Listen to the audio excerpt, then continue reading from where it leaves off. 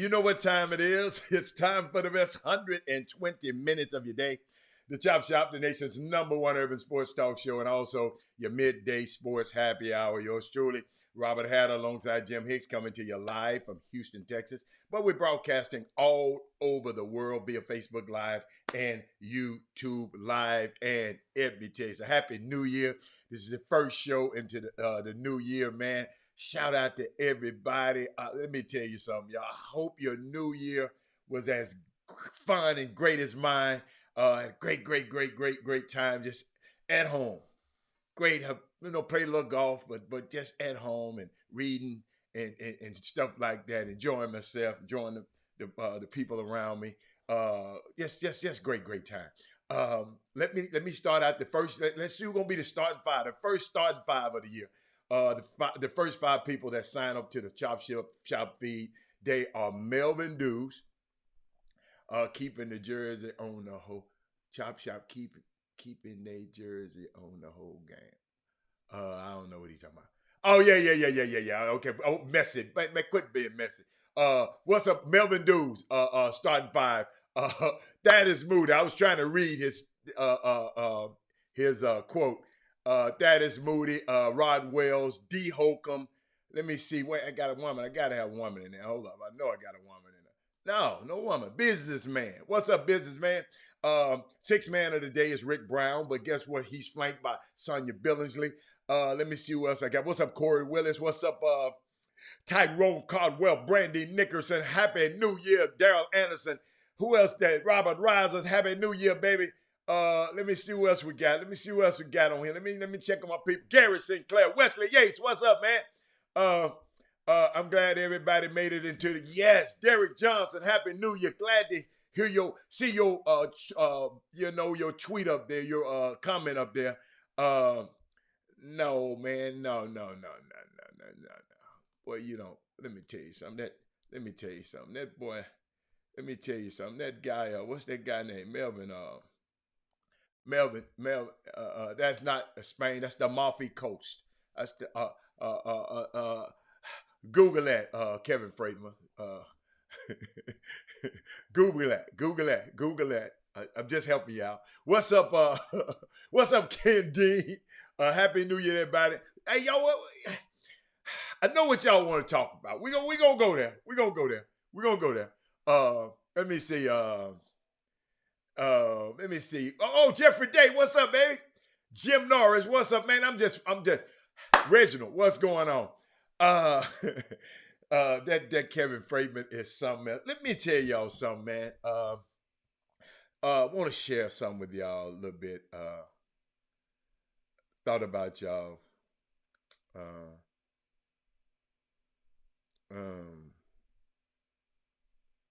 Just so much stuff going on.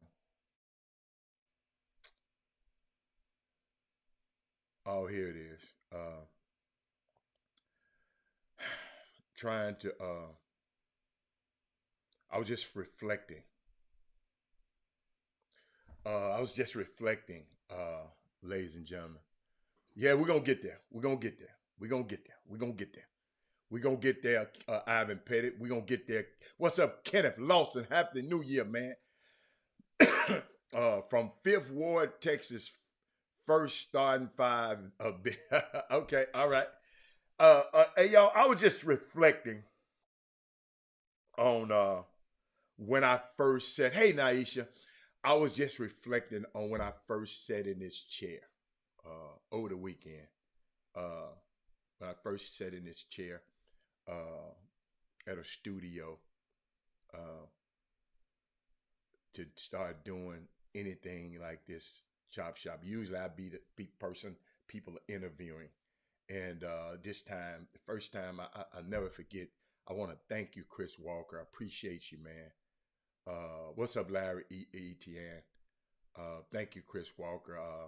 He brought me on as a guest on the Chris Walker show. Then it expanded, called me back and wanted me to come and be a part of the Chop Shop. Man, I would forever. Uh, uh, I remember it was absolutely nerve wracking when I first, because Chris tried to trick you into saying certain things, and it was 6 years ago, and I had too much stuff going on that I just couldn't, say everything, that Chris wanted me to say. And I have to be honest with y'all. I didn't know how things would turn out. I was just a guest. I wasn't attached to the outcome of this show back then. That was something I had to learn over time. I'm telling you, I was just reflecting. The new year into the new year. We all have our desires, and then there's outcomes. And maybe the outcome is exactly what you wanted, and maybe it wasn't what you wanted, but maybe it was what you needed. Uh, Maybe it was neither of those, you know. But one of the things that I had came to realize, and I hope this helps somebody. One of the things I've came to realize, what is for you is for you. What is for your family, for your family. Hey, Jessica Brooke, what is for your friends is for your friends. If it's not for you, then there's nothing you can do about it. That's going to make it be for you. Ain't nothing you can do to make it be for you if it's not for you.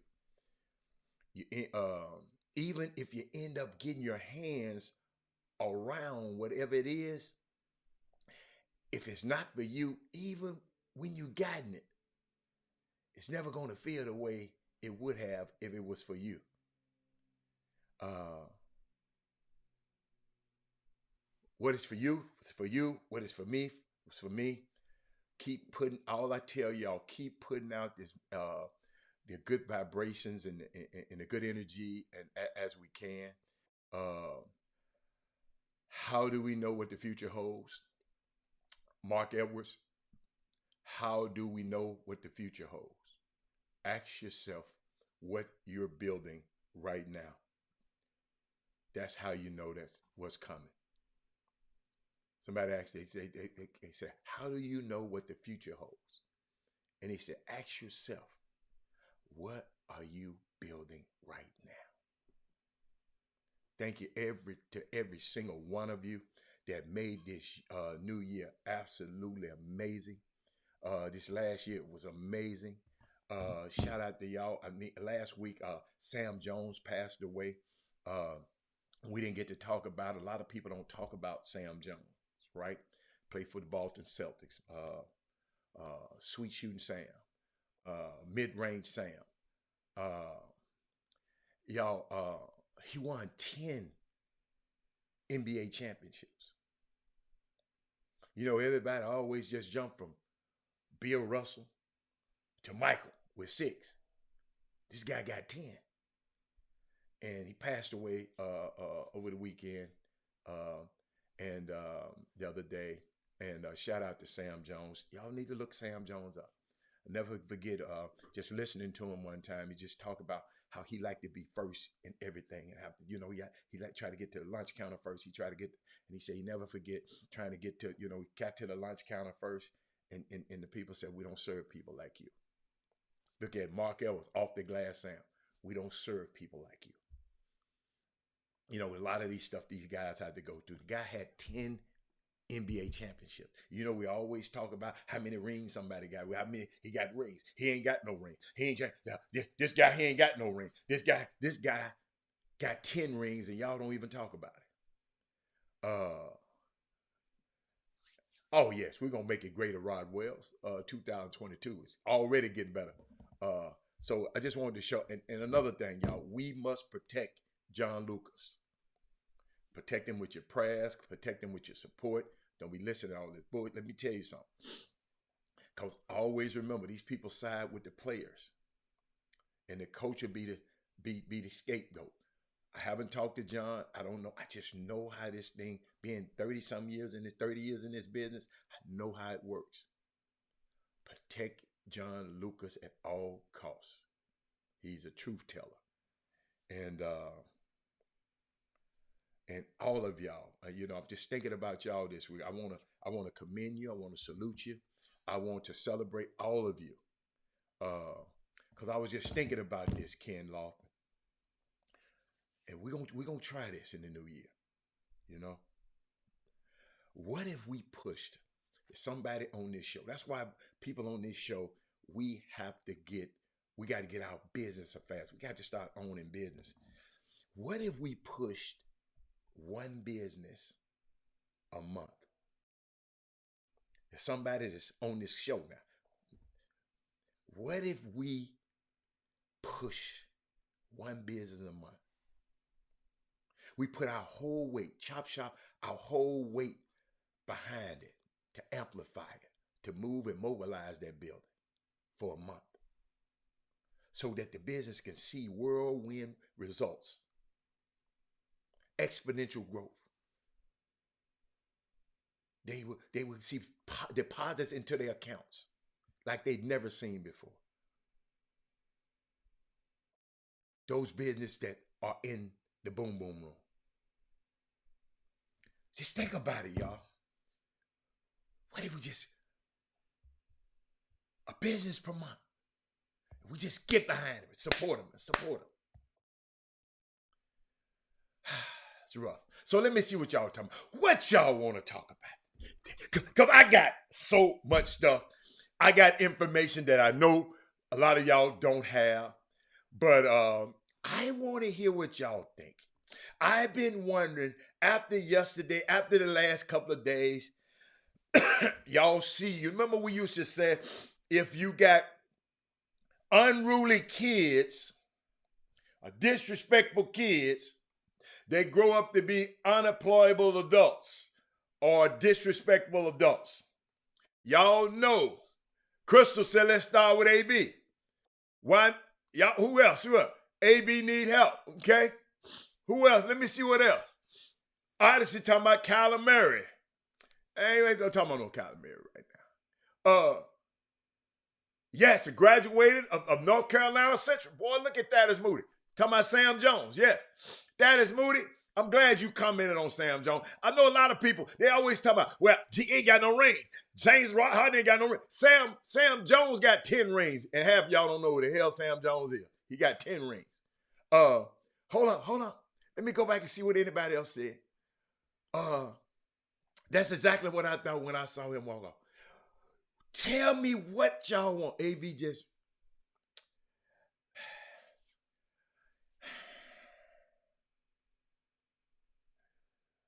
Jeffrey Day, explain to me what you mean by AG just want to get paid.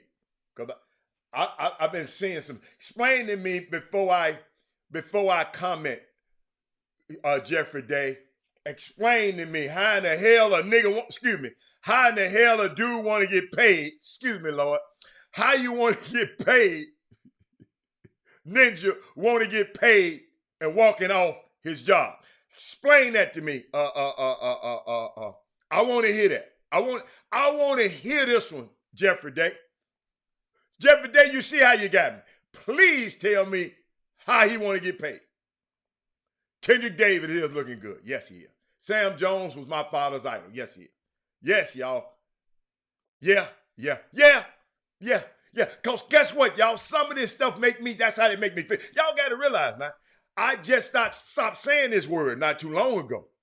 I'm weaning me off of this word now. I grew up saying that word. So I'm trying to do better. And I know y'all done did the same thing, but y'all ain't did it on your show. I understand that. So what's up, John Noose? Thank you, Kip. Jeffrey Day, I'm waiting on your comment, baby. I'm waiting on it. I'm waiting on your comment. Why he just want to get paid? Tell me how, because I've been seeing some of the crazy. Hey, man, some of y'all and some of y'all friends, y'all need to just, it's a button on Facebook. I hope it is a button said, don't let me comment.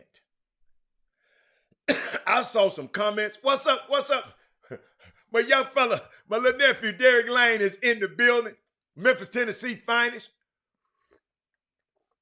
Jeffrey Day done quit on me, man. Hey, he just wanted his Jeffrey Day. Jeffrey Day. Jeffrey Day. Quit reading clickbait and tweets. Jeffrey Day. Quit talking about he mad about they. First of all, they didn't have to bring him back at all after the fake COVID card. I talked to every general manager in the league. Everybody would have fired him. I mean, I cut him on the spot. So please don't tell me it's about no incentives. Because he had a whole nother game. Go take your ass in the game, and then you can get your incentive. Jeffrey Day, I can't believe that came out of your mouth. I can't believe that came out your mouth. I can't believe it came out of your fingers. Ain't had nothing to do with that. Talking about $1 million. He was mad because it was. Hell no. He could have still got it. You can't, Jeffrey Day, you can't get it. The man told him to go back in the game twice. Man, I hope y'all quit reading these clicks and half of articles and not knowing and put it on this feed. Y'all know I'm gonna challenge you. If you ask me, AB didn't deserve a bonus afterward. Think about it. The reason you have to give people incentives like that, because they know they do ignorant stuff like this. They could have guaranteed all of it if they wanted to, but they know, guys, this guy got a history. This guy supposed to have a zero. He was supposed to be, the next strike he did was out. And they let him have, they gave him another one. Jeffrey Day, come on, man. Come on. You bigger than that. AB would have gotten paid if he wouldn't have gotten spent. Thank you, Mark Davis. Mark Edwards, I'm sorry. What's up there, Coach Moore? Come on, man. Come on, Jeffrey Day. You bigger than that. If you want to get paid, that damn sure wasn't. Thank you. Thank you. Come on, y'all. Y'all like to quit reading the clickbait. I got something else for y'all. You know, y'all know I'm setting y'all up for something, but keep talking. He would have gotten the money anyway had he just. Thank you. Demetrius. Thank you. Man, Brady got him his money last year. Thank you. Somebody put this on Facebook. Somebody called me this morning. Man, that's they prejudiced. They don't want to get him to get his money. They threw him the ball. He caught the ball 10 times last week, man.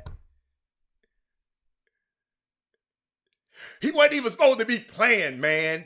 He had Jeffrey Day, a fake vax card. And hold up.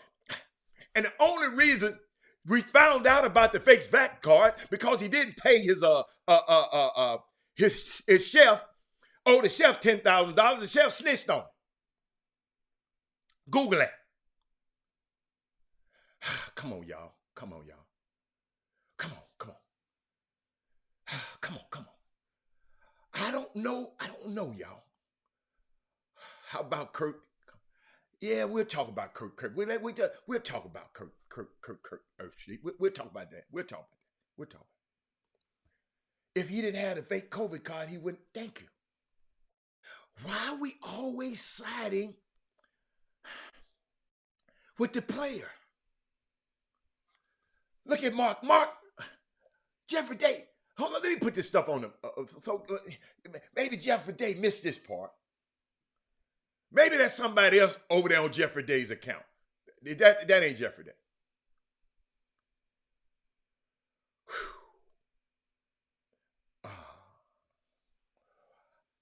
Y'all, give me some more comments. Give me some more comments. Don't get mad. Listen, I might not agree with your comments. It's okay. Y'all found out something this month. Dude need help. Mental illness is a real hatter. If he's not, he's playing a dang good role.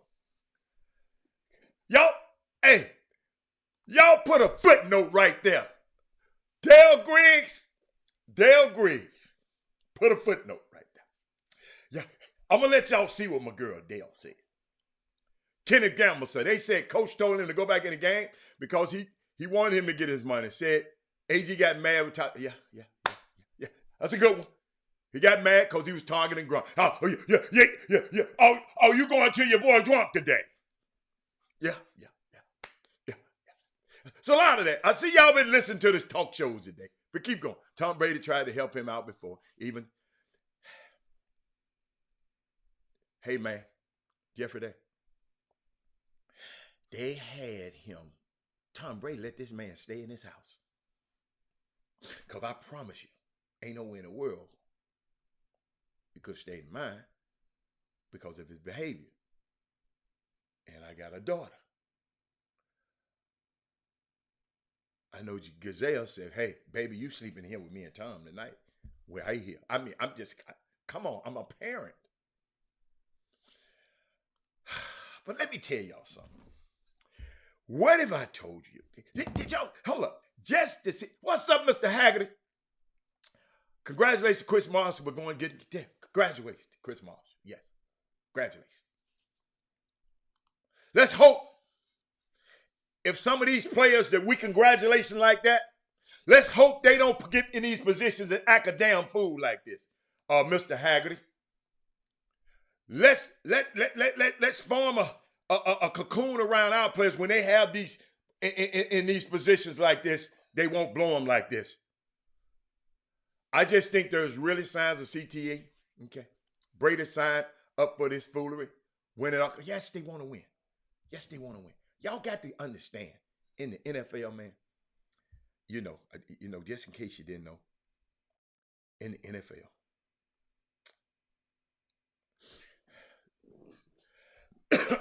Mr. Haggard, I was gonna go somewhere, but here in the NFL, if you have an elite level competitive trait,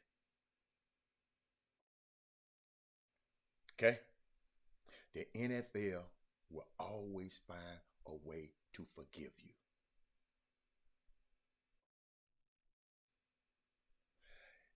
If you have an elite level competitive trait, the NFL, the No Fun League, will always find a way to forgive you.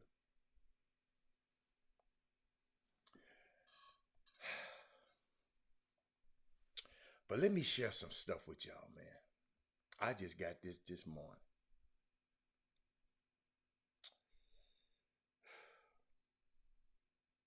Hall of Famer. Let me say, I don't like the way my thing is focused on me. I'm sorry. Yeah, that's better. That's better. I didn't like the way my thing was focused on me, y'all. It was bothering me. Somebody called me this morning. I called them because I said I cannot do this show without listening to it. Thank you, Josh Gordon. It's the NFL, y'all. They don't care. Somebody said, Robert, it's easy to say he's crazy. He's off. He needs mental health. I think that's what my baby put up there, Dale Griggs. He said it's easy to do that. He said, or is he calculated? He said, listen to me now, Rob. So I sit back and listen. He said, he was in New York City. Okay? Well, Jeffrey Day, I hope he's still here. Check this out. I'm just giving you another way to look at it. Somebody else just giving me this information. Said he's in New York City on an NFL team, the financial capital of the world, playing against the New York Jets. Tom Brady, the most recognizable athlete on the planet, best football player ever on the planet. And he chose to throw his. He ain't never did this before. But he chose to take his pads off on the field, throw him over, throw stuff in the stand, took his shirt off, reached for his belt buckle, Okay? I thought he was going to take the pants down. Oh, okay. Check this out, Jeffrey Day.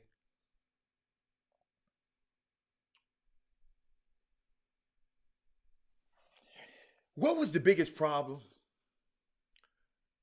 that they had with Colin Kaepernick? I'll help you. People said he was trying to use the NFL to advance his message. That's what some of his naysayers said. Okay? He made it about him. That's what he said. But this guy on the biggest stage, everybody watching, the financial capital of the world, New York City, the stars are out. He made it about him. I don't know if it was a meltdown or not. Y'all help, let me finish. Runs out of the stadium, catch an Uber, and guess what they told me he did? Y'all got to look it up for me. I just got this information this morning. I haven't vetted it yet, but I got this from a very reliable source. Hold on, Jimbo. Check this out. Y'all, this it don't get no better than this. He runs out of the stadium. He made a song. Look at my baby. That Crystal Wicks, I love her. He dropped the track.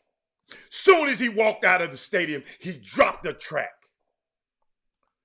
Crystal, girl, a woman after my own heart. Check this out. Let me get you, Jimmy.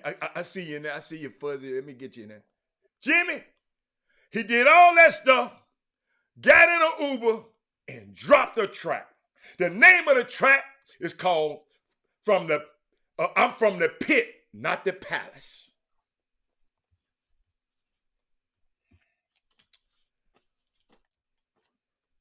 Is this what he was telling America? I don't need football. He said, I got it out of the mud. It went in the track and said, I got it out of the mud. Listen, on the biggest stage in the world, Tom Brady, New York, financial capital, starts spreading the news. He said, F the world. Do he play football again? I don't know. But they can't stop him from making music. He said, I don't need the NFL. That's what he was telling y'all. I don't need the NFL. I don't need you. The reason y'all brought me back, because y'all needed me.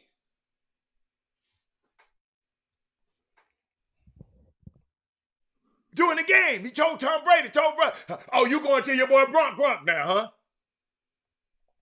Coach tried to put him back in the game, y'all. Twice. Then he come out, they tried to play me while I was hurt. So Jeffrey Day, your story about him talking about his incentives, oh, he make it. Y'all, think about what I just said. He can make music forever. Y'all remember his crazy ass music video? That man said, took his shirt off, about to take his drawers down. He was about to do the Eddie Murphy on Dreamgirls. When Eddie Murphy, Jimmy Early took his pants down. The man was about to do Jimmy Early, man. So, y'all, see, sometimes we got to say, is it calculated? The man dropped the track, Jimmy. I'm sorry, Jimmy. I got this information from a Hall of Famer this morning. They was just calling me, said, Hatter, slow down, cause I'm saying, man, give me. I said, make this make sense. He said, hey, cause I was about to go to the mental illness thing, dude. The man started doing jumping jacks on the way. Hold up, Jimmy. Some people might ain't seen it, Jimmy. Hold up. Y'all need to share the show. Hold up. I got to let y'all see this, man. Hold up.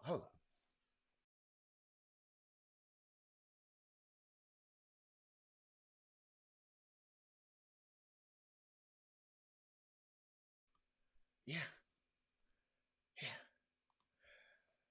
That man was working. What if he was working? Hold on. Jimmy, I was thinking about something this morning.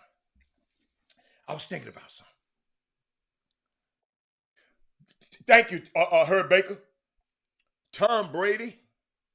I don't know what. Think about Crystal. Now you're under Crystal. Until I got this phone call this morning, Jimmy, I did not. I did not think like this. They said that man dropped the track soon as he got in the Uber, Jimmy. Hold up, let me show you the Uber driver. Jimmy, did you see the Uber driver? What's it? Go viral out here is nothing short but viral. Hey, Bizzle, talk to him, Cheech. Come on, baby. Man, listen, this is gonna make my Netflix. You know what time it is, boy. Jimmy, he just walked out. That's how he's sitting back. He leaning back. Jimmy, he just walked out. Y'all, we got to see that one more time. He just walked out on his team, right? Go viral out here is nothing short but viral. Hey, Bizzle, talk to him, Cheech. Come on, baby. Man, listen, this is gonna make my Netflix. You know what time it is, boy. He was saying something, Jimmy. This gonna make my neck something. He was saying, Jimmy, that man, he's calculated. Let me tell y'all something. He said his album is gonna go plastic. That man, come on, man. Come on, leave that man alone, man, like that, man. But Jimmy, I don't know what your take was. I had a whole nother take until I talked to my man this morning. He said, Robert, he said, take a look now. He said, they can't stop him from making music. He said, Robert, he can make music for the rest of his life. What's up, Jimmy? Happy New Year.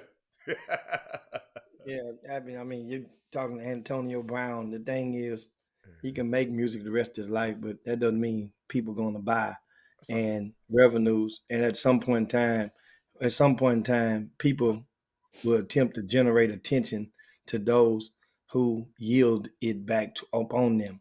So once it'll come a time when he's not the first and not the last.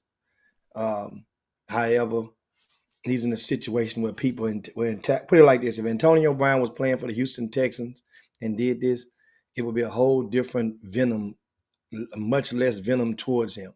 He's playing alongside Tom Brady, arguably the greatest quarterback ever, and they have an opportunity to repeat as Super Bowl champions. So a lot of people had put stock into Tampa Bay.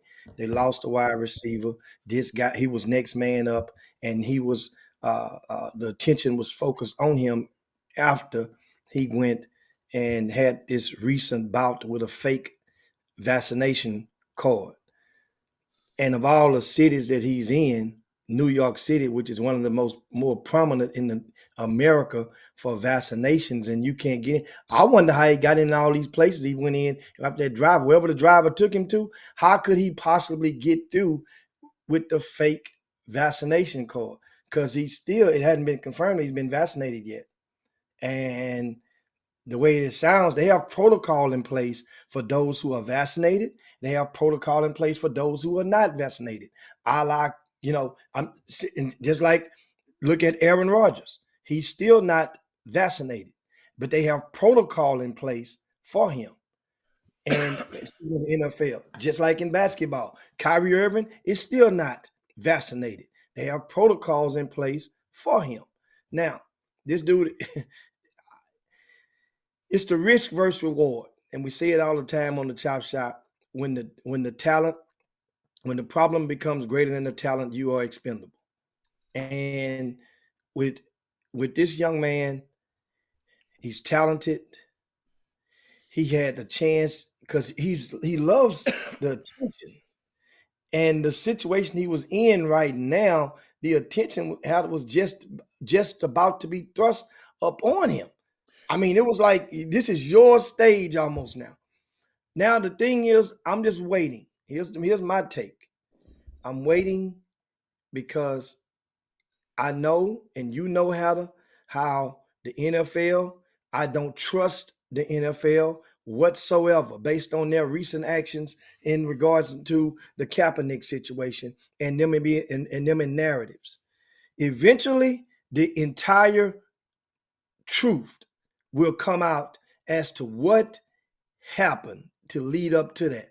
That does not justify him taking off his garments and running out and quitting in the middle of the workplace. That don't justify that. But I'm just curious to know the facts, and they will come out, because if you notice every other story that you read yesterday, you know what the story said? Or sources. You know what those source and sources were? Teammates or coaches, because that stuff came from right within, or relatives of those coaches. Because when you get in the car, first thing your brother want to know when you get back to the cookout, man, what the hell just happened over there? Then Mike Evans, they done blew Mike Evans. Man, what did you tell this crazy dude? What did you tell? And so it trickles down. The truth. Did he? One side, remember, was pushing out there a narrative. Man, the dude, he got benched. Then the coach comes back and NFL comes behind him. He didn't get benched. We did not bench him. We don't know the truth. We will find out, because somebody is going to. Everybody doesn't hate this young man. Everybody doesn't hate him. Somebody's going to go. And that's why I tell Hal, and I say it all the time, it's a teachable moment for when, no matter how your mental is, that's a whole different thing. Every star out there, every star, no matter what level you're on, even if you're in high school, you need to be able to find yourself on the right side of politics with somebody, meaning that there should always be. Remember, go back to Michael Jordan. Remember the days of Michael Jordan? Michael Jordan he produced and created his own media outlet. Who was that, Hatter? Ahmad Rashad. Ahmad Rashad. Where did Ahmad Rashad work at in the media before he signed with Michael Jordan? I don't remember.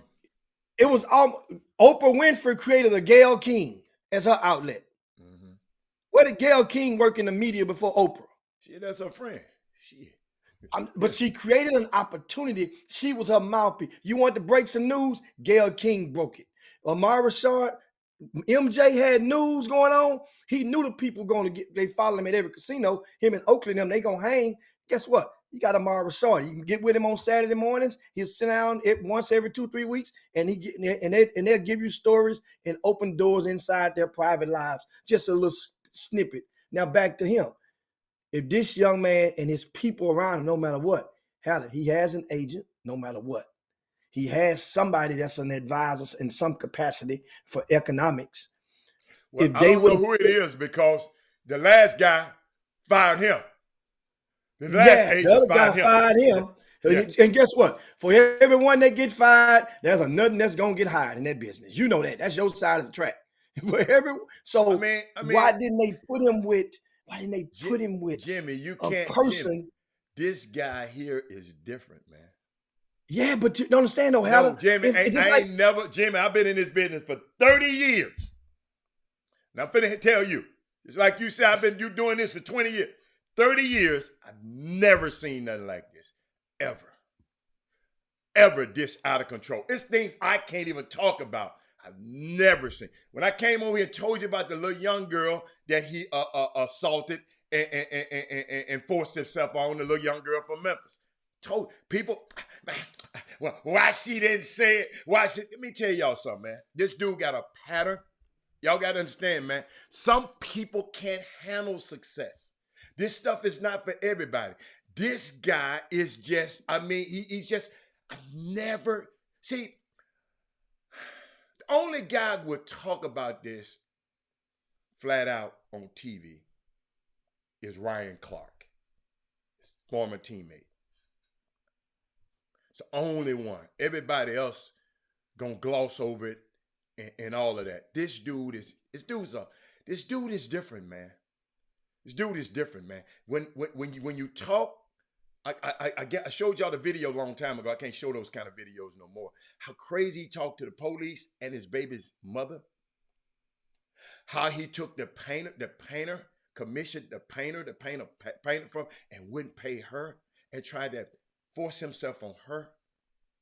The only reason we know about the vaccination, the Vax card, is because he didn't pay his chef, so he got a habit. Don't want to pay the lady who he commissioned to buy the painting for. Don't want to pay the car dealership. I think he wanted to fight somebody about a car one time. Don't want to pay his chef. And guess what? The chef snitched on him and said he got a fake Vax card. Y'all,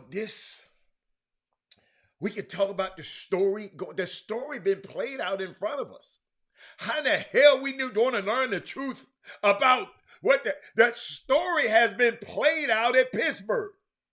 When Mike Tomlin talking after a win, he go Facebook Live and let some stuff get outside of the locker room that the locker room is sacred. Then he goes and leave there. Then gonna go on the LeBron James show to shop. Somebody please go get that. It seemed like, listen to me. Then he gonna have something negative to say something about Shannon Sharpe. Tell my LeBron, when you finish playing, you ain't gonna be trying to go on TV, are you? LeBron said, no, I'm trying to own a team. But Shannon Sharpe ain't LeBron. Shannon Sharpe is one of the best truth tellers on TV. But he talked negative about him. He talked negative about Ben Roethlisberger. And it seemed like, if you go back and watch the shop when he was on it, seemed like LeBron James and them were laughing at him. Y'all got to understand, Shannon Sharpe and LeBron James, cool. But he talking about, I mean, it's this dude, and this dude not even aware of what he's saying. So Jimmy, then he go to the Raiders. Then he argued with them and talking about, I don't like this helmet. I can't practice.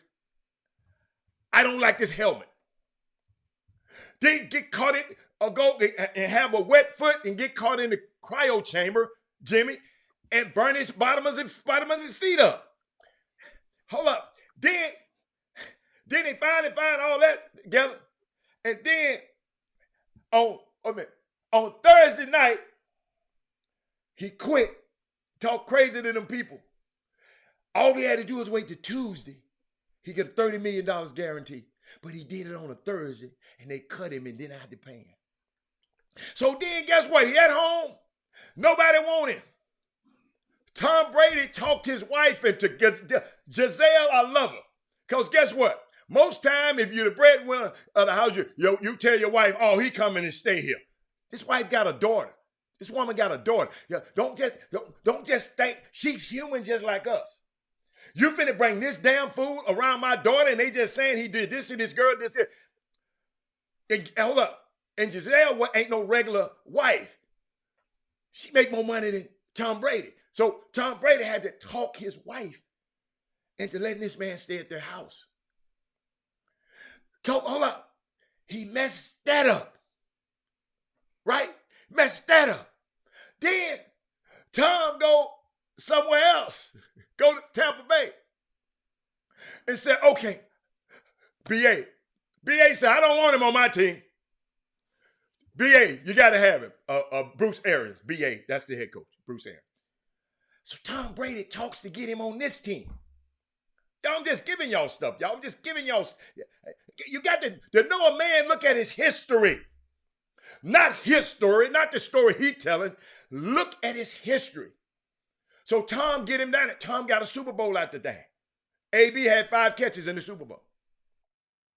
But so we worry about something that happened on the sideline. No, man. No, man. And then when somebody said, Robert, the man dropped the track right after he did. Jimmy, why you had to do all of this? Jimmy, ain't no player ever did that. He took off his Mike Evans tried to talk to him. This and man, gone on there, man. The other guy tried to talk to him and gone on, man.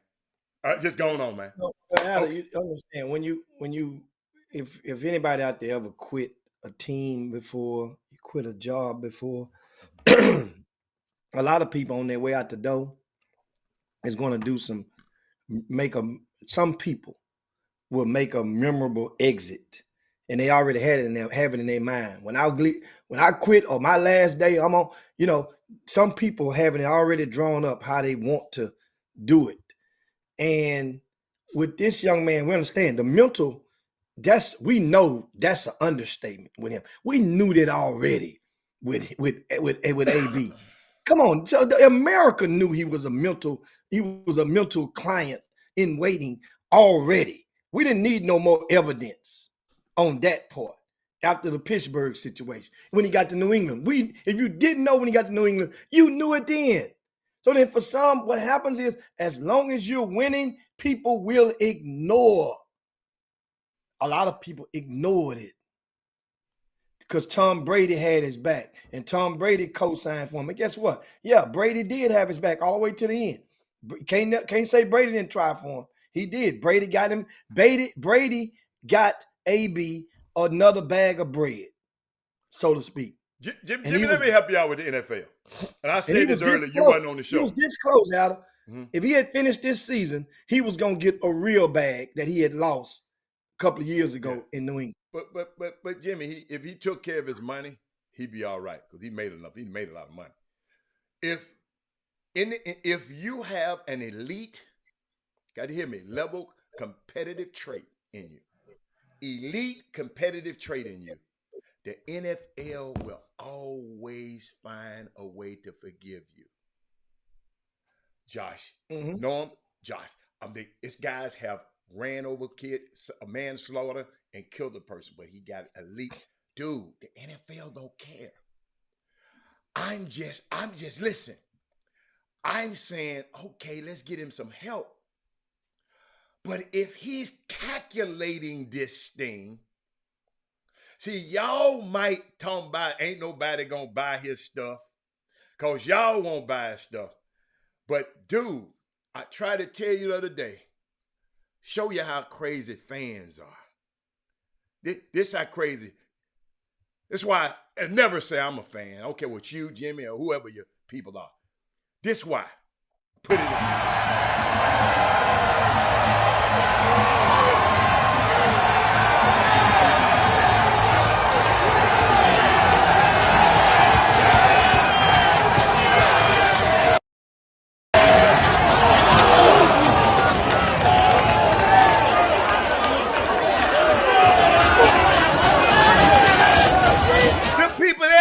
Stuff.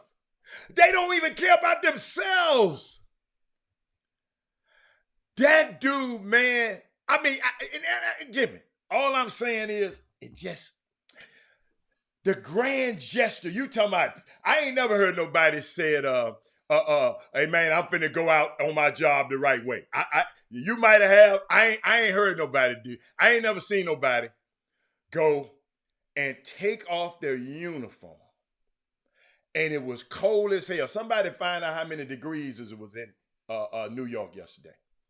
He took off his uniform, threw stuff up in the stands, came over and did a couple of jumping jacks, and told everybody, "I'm out of here." Them jumping jacks after he realized it was chilly. It was going to get a little warm. And then get in the Uber, got videoed standing outside waiting on the Uber. Yeah, he asked the police. To take him. I asked the trooper, take him to the airport. So at that point, then he realized he didn't have his wallet. So what you understand when Jim, you got this, mama. You got your wallet if you got this with you. No, you had to go to get that. You didn't have it in your uniform. That's what I'm saying. So you think of the mental. Oh, but he would have changed clothes by that time. Yeah. No. At first, he was like, "Man, get me out of here, man. Y'all take me." Dude was like, "No, I can't take you. No, I'm not gonna do that." So then he realized. Then somebody, dude, Dude, think about what you're doing. How the hell you need to get your clothes, get your money, get your wallet.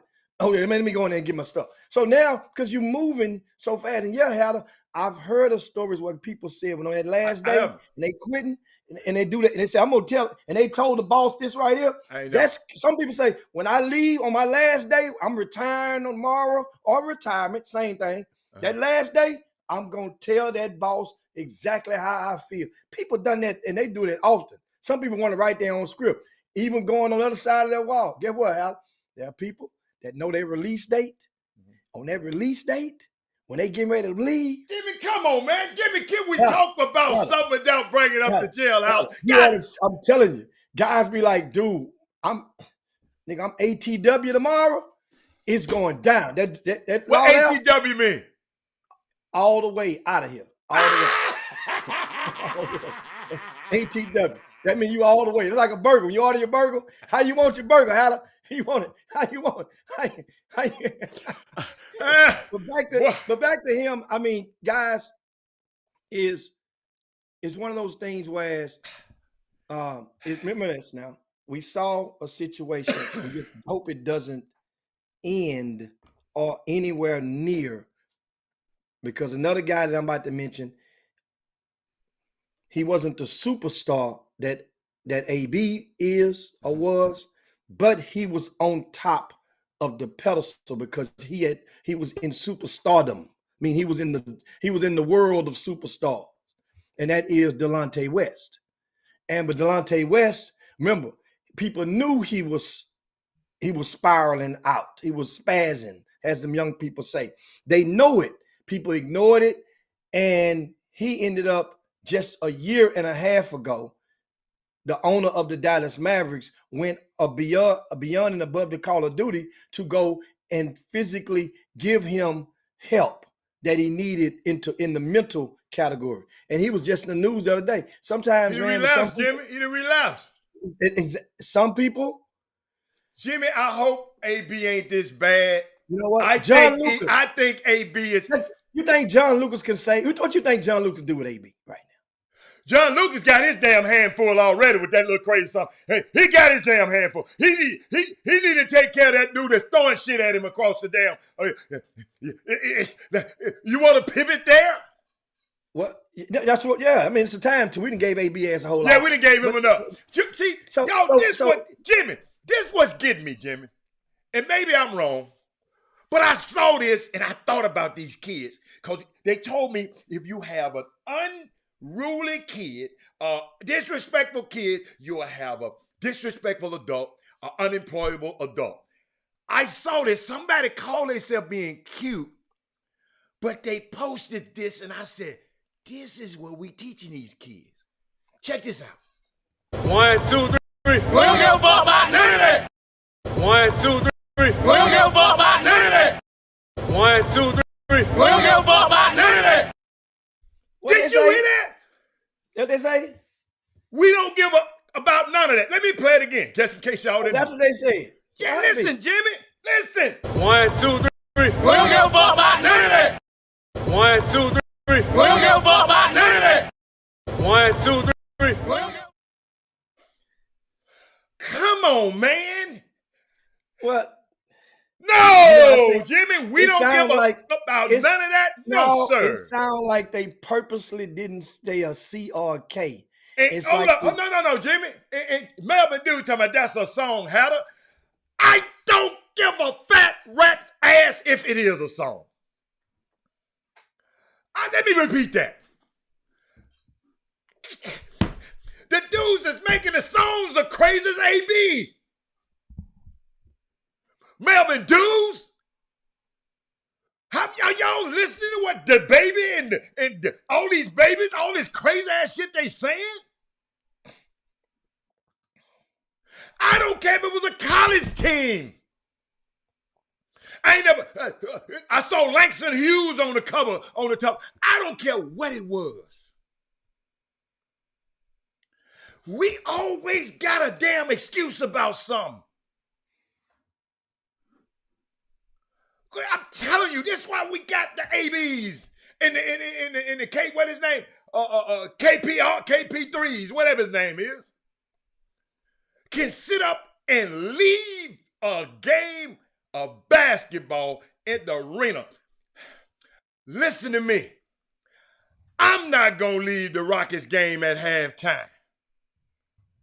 But a dude that's playing in the game, shoots all the goddamn balls, make all the turnovers, and do all of this, and somebody call him out on it, you want to throw some across, because guess what? He threw some across the room in Cleveland. Go look up the Cleveland. To know a man, look at his history. He did the same thing in Cleveland. Cleveland, guess what Cleveland did? They moved his damn locker over somewhere else, man, because we ain't having him back nowhere. They just moved this shit. He coming there throwing stuff around the room. He liked to throw. Listen, y'all, this is a pattern. This is a pattern. I'm just trying to. Then another guy, Wood. See, I told y'all months ago, and y'all wasn't listening. I told you how they was treating little Jalen Green, the veterans, Daniel Theus, all the older guys. Man, young fella, let me get my game off. Young fella, he said, my job is to put this thing in the basket.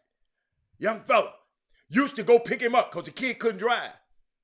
Then they stopped coming and picking him up and taking him out. Y'all, let me tell y'all something, man. Check this out over the weekend. Parents, this is something you need to take a look at instead of talking about AB crazy, because we got some crazies around in this freaking city that everybody kissing their behinds in high schools. And ain't nobody saying nothing about it because what? They got elite level competitive edge trait. So guess what? We just saying, okay, it's okay. But guess what, man? This is what happens. It's what happens. You're already losing. Then you gonna make John Lucas a scapegoat? I told y'all, pray, keep your hand around John Lucas, y'all. Because them people gonna try to use him as a scapegoat. I'm telling you, I've been around this business too long. Soon as somebody come tell one of these little snotty-nosed ass dudes what the right thing. My AAU coach didn't say that. My high school coach didn't say that, Trey Phillips. He let me do what he let me do what I wanted to do. AB, they've been enabling him because of his elite competitive trait he has. Y'all, and guess what? It starts with us. It starts right here in this community. You can't even criticize a kid no more. You can't even, but and the reason you can't, because some of these dudes got so much hate in their heart. Some of these guys are dark. We got some dark people in this community. They don't like to see your light shine. Darkness don't like to see light. Something happen good in your life. Guess what? Dark people ain't gonna like it. But I'm telling y'all, I know how this system works. I looked at the tweets. I looked at their subtweets. I looked at their retweets yesterday. Who is this dude, John Lucas, talking crazy to Kevin Porter in the Rock? They're already losing. Who is he? Then they keep on talking, Jimmy. Keep on talking.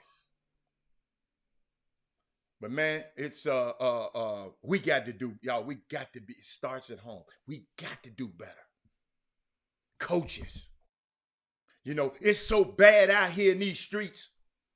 It's a woman have to sit up here and make a tweet to leave her and her son alone. They stand with Drive Nation. Don't call me no damn more. When that happened? This weekend. I got it for you, Jimmy. I got it. It's just for you, baby. I got it for you. Just give me 1 second. Ron Holland mama. And why you pulling that up? I got it. She said, hey, everybody. Hold on. I'm sorry. Oh, go on. I'm sorry. What you said? Go on, Jimmy. That way you can be able to cue it up. That way Okay. people can All see right. it as Go on, do well. your thing. Go on, do Well, it. I guess in the John Lucas situation, Yeah. guys, understand something. The Houston Rockets this morning suspended Woods and Porter for 1 game. That suspension on a team that is obviously they're not good enough to win this championship or make the playoffs. So that means in a second breath, you're saying that they're good enough to go and get another lotto ball, a high ball. Why only suspend them for 1 game? In a wave of insubordination, for those of you with military backgrounds, insubordination. You suspended them for 1 game. That basically, you're basically telling them you don't have to come to Philadelphia. Y'all could stay at home again and just chill and just party in H-Town when it's gonna be about 70 degrees again this week in a day or so. So this is basically what you're saying. So now, does that really saturate your message as to don't do your coach like this? You are not going. Listen. They telling you to go to work. You're sitting there on the dock. That's basically the bench. The bench is a dock, Adam, and they telling you to go to work, and you say, "The hell with that! I ain't going to work." But Jimmy, we got to remember now. I don't know the exact rule. I got to take a look at it, but the Players Association has something to say about suspensions also. You just can't just suspend dudes just for the length of the suspension. Yeah, And I like that point. Yeah. I like that point. Uh-huh. But here's the thing: the actual object, the person who's directly involved, the common denominator in this equation for both Woods and Porter Jr. is the one common denominator. We're not gonna say the only. Don't get it twisted. He's just the scapegoat, and he's the most vocal, the visible one, and that's John Lucas. John Lucas is an active member of the National Basketball Players Association. So if anything, they should be protecting John Lucas as well for seniority purposes. You don't do an OG like that. Of course. So for the Players Association, remember now, but a lot of young boys. Jimmy, I don't know how it went down. Go on. I'm glad you said that. This gonna make a little bit more than what you just said. Help you what you said. Remember you just said, how in the hell could you do an OG like that? Players Association guy that helps everybody. Watch this.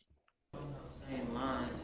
How much of a help has John Lucas been to you since you've been here? Yeah, so he's basically been the same kind of with as Silas, but more engaged. Like he's there more, like physically, and his presence is felt way more. Of course, anybody can say that about John Lucas. He's a unique guy, and you can't do nothing but love him. But he's gonna make your head hurt because he wants the best for you, and he's gonna push you and push you and push you. So I love John Lucas, and he really has a big part of everything that's going on with me and this whole organization. So. Did you hear that? Did you hear that? They got coach speak. That's what you call player speak. No, Jimmy. This was in the beginning of the season. Jimmy, yeah. This was the press conference at the beginning of the season. Player speak, because while he's saying it, he had to gather himself and almost laugh at himself. John, be on my behind. Yes. And then he said it. Yeah. That's why I say they got coach speak and you got player speak. That was player speak. That lets you know, if you look back at that and read the book backwards now, it lets you know he really wasn't a believer. Yeah, well, Jimmy, he is a believer. I ain't saying he wasn't not a believer just because he did that. Let me show you something, Jimmy. I know for a fact this guy, most of the people in the league at Jimmy, they had blackballed this kid. Oh, rightfully so. John Lucas, the one stepped up and went to bat for this kid. Like Tom Brady said, John said, I got him. Yeah, as a client. He gonna take him in because he deal with a lot of at-risk. Yes. The mental is his specialty. And that's the thing. And for years, John Lucas had been dealing with a lot of the mess that came up under the Houston Rockets organization when he had stopped coaching for the Clippers 15 years ago or what. Well, he was the underground validator for a lot of those guys. Then finally he was like, wait a minute, man. You ain't gonna make me head coach. You're gonna pay me for taking care of all your dirty work. Then all of a sudden, John came in as assistant, sit behind the bench, and would be basically running the operations for getting these guys in their conditioning and whatnot. Once again. So then it's noted the uneasiness. Silas gets the head job. He didn't have much of a choice because the organization felt so guilty because John didn't get the job. And see, here's the play that John did. That if I was John, I would have done it differently. And I think I told him this a year ago, but he's too far gone down the road now. John would always say, man, no, I don't want the job like that. No, I'm good in my space. I'm good, instead of just making a full-fledged campaign. Well, anyway, when Silas come in, Silas knows that this guy came this close to some, to others it was that close or that far away from getting your job.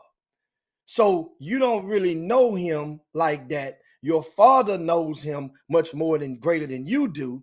And so now it's kind of uneasy. Think about it, Haller. They hire you. I applied for the job or I interviewed for the job.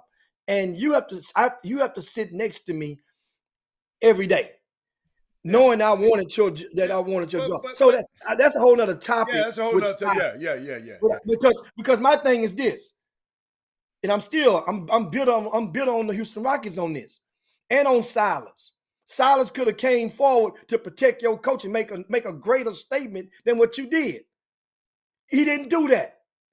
And so I'm paying attention. Protect him from this incident? Yes, after this happened, in the aftermath. Okay. We ain't gonna tolerate that. You know what? It's almost like your mom on it. Like, here, that's John, man. He the one that chose to do this. But John is doing and saying things that you want to say as a head coach, but you don't know how to. That ain't your style. But Jimmy, from what I heard, Silas got in their ass also. And John just added to it. Silas got in they behinds too, but he ain't tough as John. And John knows how to, I guess, John know where the body's buried, so he can and John know this kid. That kid knew he was up against a guy who knew him. When he had, but I just don't want nothing to happen to John. Like you just talking about the coach. I didn't hear the conversation about the coach. I would have played that. I didn't hear. So you saying the coach did not? We don't have. Remember, they have press conferences every day at 11 o'clock in the morning with the Houston with all NBA. Well, the Houston Rockets for sure. They have a presser 11 o'clock in the morning if they at home, and they do. And then now they do a lot of their pressers virtual. So they do them like a la Zoom calls. Well, it still hasn't been a quote for Silas that lets you believe, oh man, you know what? He got his dude back. Even if you don't, even if it's in coach speak, you're supposed to have his back in that situation. And I don't see that right now. And that's a room for concern. Okay. I didn't see it. I didn't look at it. Because I know that guy didn't hire John. John got hired above John. You follow me? So really, I know he'll be gone before John be gone. Me just know how this thing works. He'll be gone because they already saying that. But it's just what the unique thing about it, Jimmy. All I'm saying, I want us to protect John, like I said, with our prayers, because I know how this crazy stuff works. And but Jimmy, I pulled up the tweet. Unless you want to go there again. Yeah, that's what's her name? Tarasha Holland. Now, describe what's happening. What's Okay, going on? okay. I guess this is Ron Holland's mama. Okay, one of Okay. the top players in the whole country. 5-star, played for Duncanville. We've been talking Okay. about him the whole year on the show. She said in a tweet on Saturday, she said not to be rude or arrogant or anything, but let me reiterate that Ron Holland is staying with Drive Nation. Your continued support and encouragement would be greatly appreciated. So then she said, not at all. Somebody said, girl, somebody tweeted her and said something. Coach Vaughn said, somebody that made you mad. She said, not at all. I'm still getting requests. However, I value my time and others' time. I'm merely advising coaches and runners not to waste their time trying to convince me otherwise. In other words, leave me and my damn son alone. Summer basketball. So think about this. If your young kid got all of these grown ass people calling the mama, calling him, calling everybody, you need to leave Drive Nation. Shit. He might get where AB is and probably think like this, y'all. How bad has it got to be that the mama have to come and tweet? And I know some of these mamas like this attention too. Now, I ain't crazy. But the mama, y'all out here calling and talking negative about, I know what they been doing. You don't need to be over there. Jermaine, all that negative recruiting. And probably y'all, listen, this summer basketball is so dark that a mama got to do that. People tired of y'all asses. She couldn't have been like me because I'd have said, you called me again? I'm going to tell everybody about Jimmy. What you would say? I'm going to call the chop shop and tell everybody about your ass. Leave me the hell alone. All your runners and all your whatever y'all are out there. Leave these damn people alone, man. But Robert, I got a job to do. Yes, I know you got a job to do. You got to listen, you got to be more creative in your job. Maybe quit all that negative ass recruiting. Calling the lady talking about other stuff. He ain't this and he ain't this. He ain't gonna do this. People get tired of that dark ass stuff, man. Some people, it's 2022. People want some light, man. And I haven't talked to this lady, but I can imagine. I've been at the home. I told a parent one time, player, let me tell you something. You ain't getting a lot of calls now. But after a while, you're going to be getting so many damn phone calls, you're going to get tired of it. He called me and said, Hatter, you wasn't lying. Hatter, you wasn't lying. He said, man, everything that you said was going to happen, happened. Man, these folks got stuff to do. They ain't got time to answer the phone from your little summer basketball ass every day. That's all you got to offer her is to play on a summer basketball team. That's all you got to offer. You better have something else to offer the woman. Then maybe she won't call your ass out like she just did. I mean, I felt bad for a mama had to go through this because I've seen this, y'all.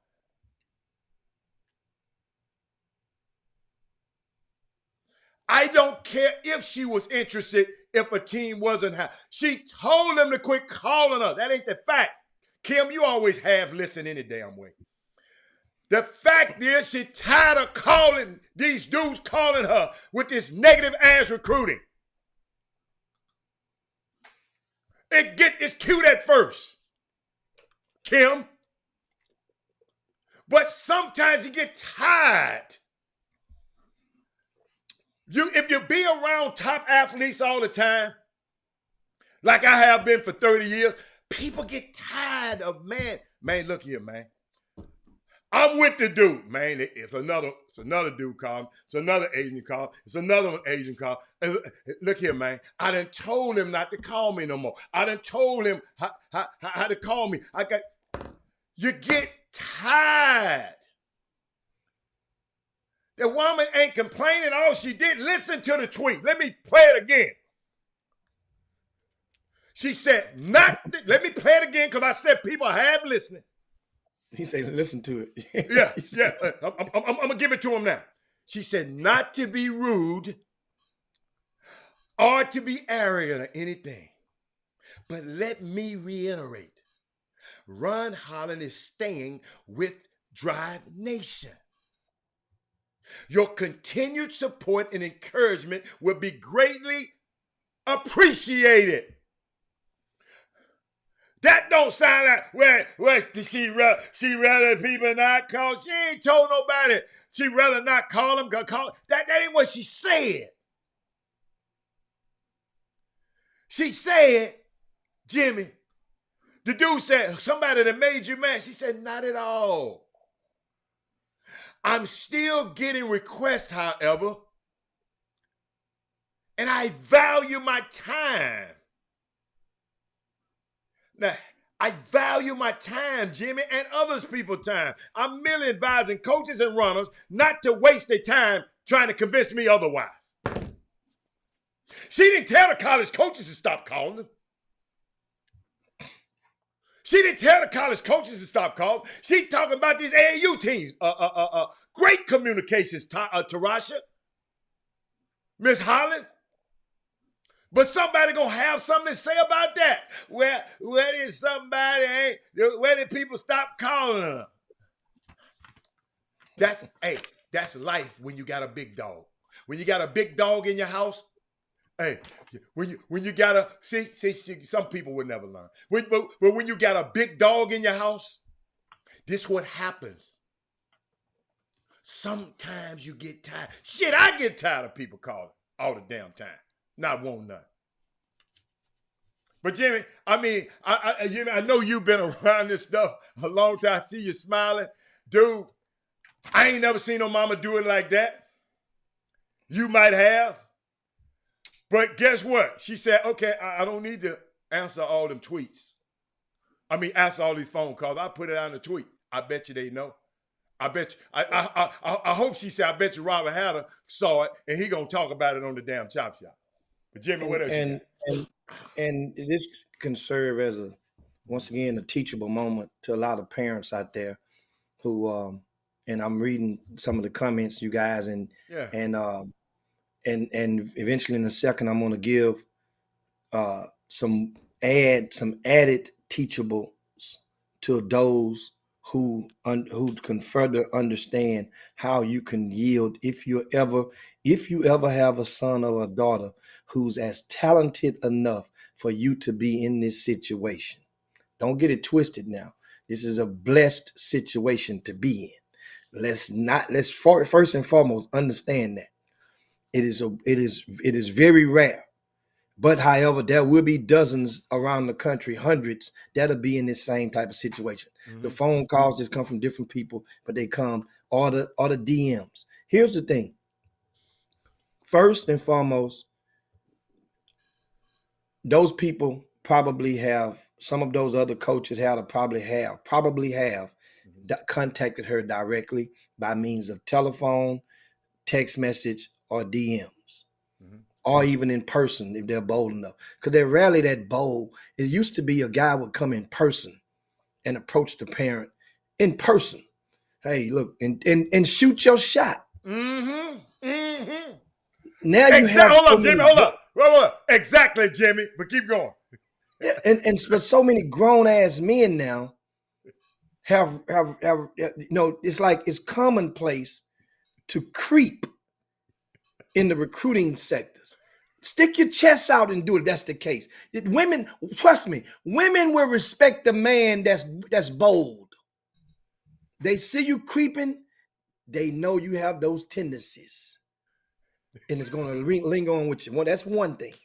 Number two, parents, when you're talking, if you're not, at some point, people may say, well, why didn't they just tell some of these guys they wasn't, interested? Well, because some parents want to hear what you have to say.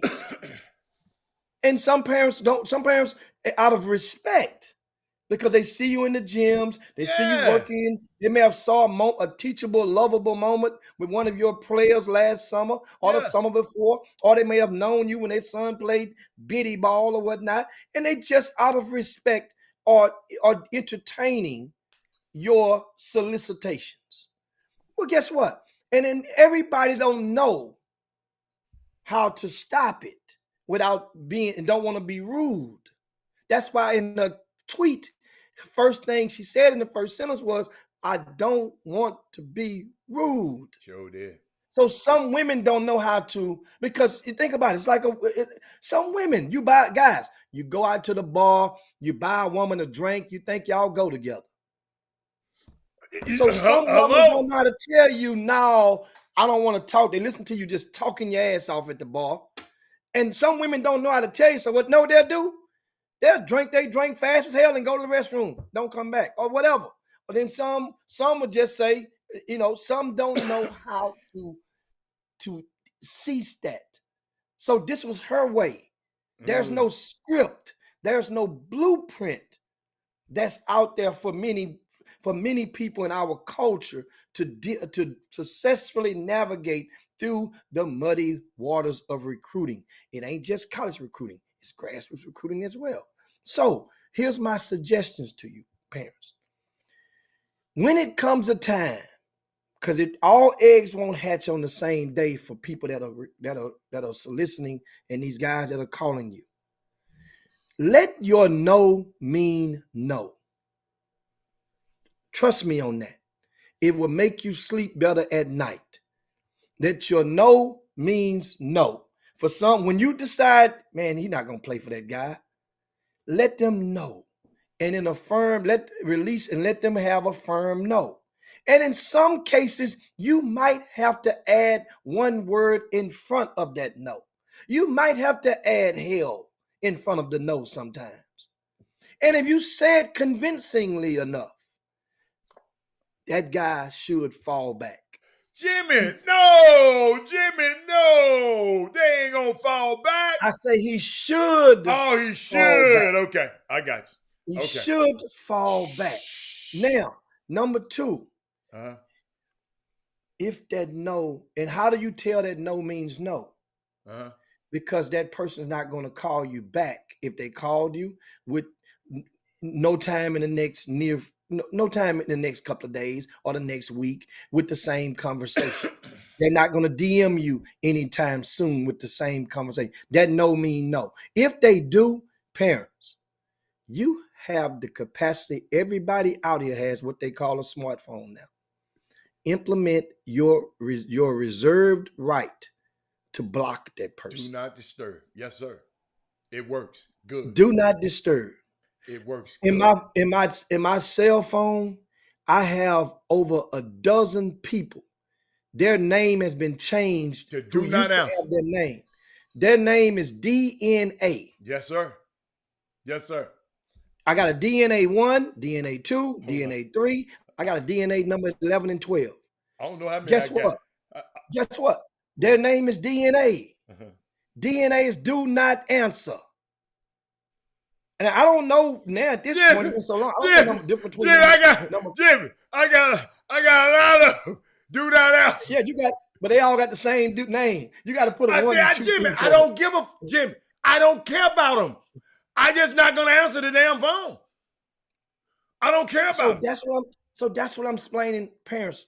You could do that because now sometimes your previous way that you thought you said no, a lot of men don't take that as no. They take it as a half yes. Remember that. Sometimes your light no can be misperceived as a half yes. Okay. And so I'm now Okay. I'm giving credit and giving. I'm defending you grassroots guys for on the Ralph moment on this situation because I know because you get out the phone and you say this motherfucker crazy, but you don't tell him that.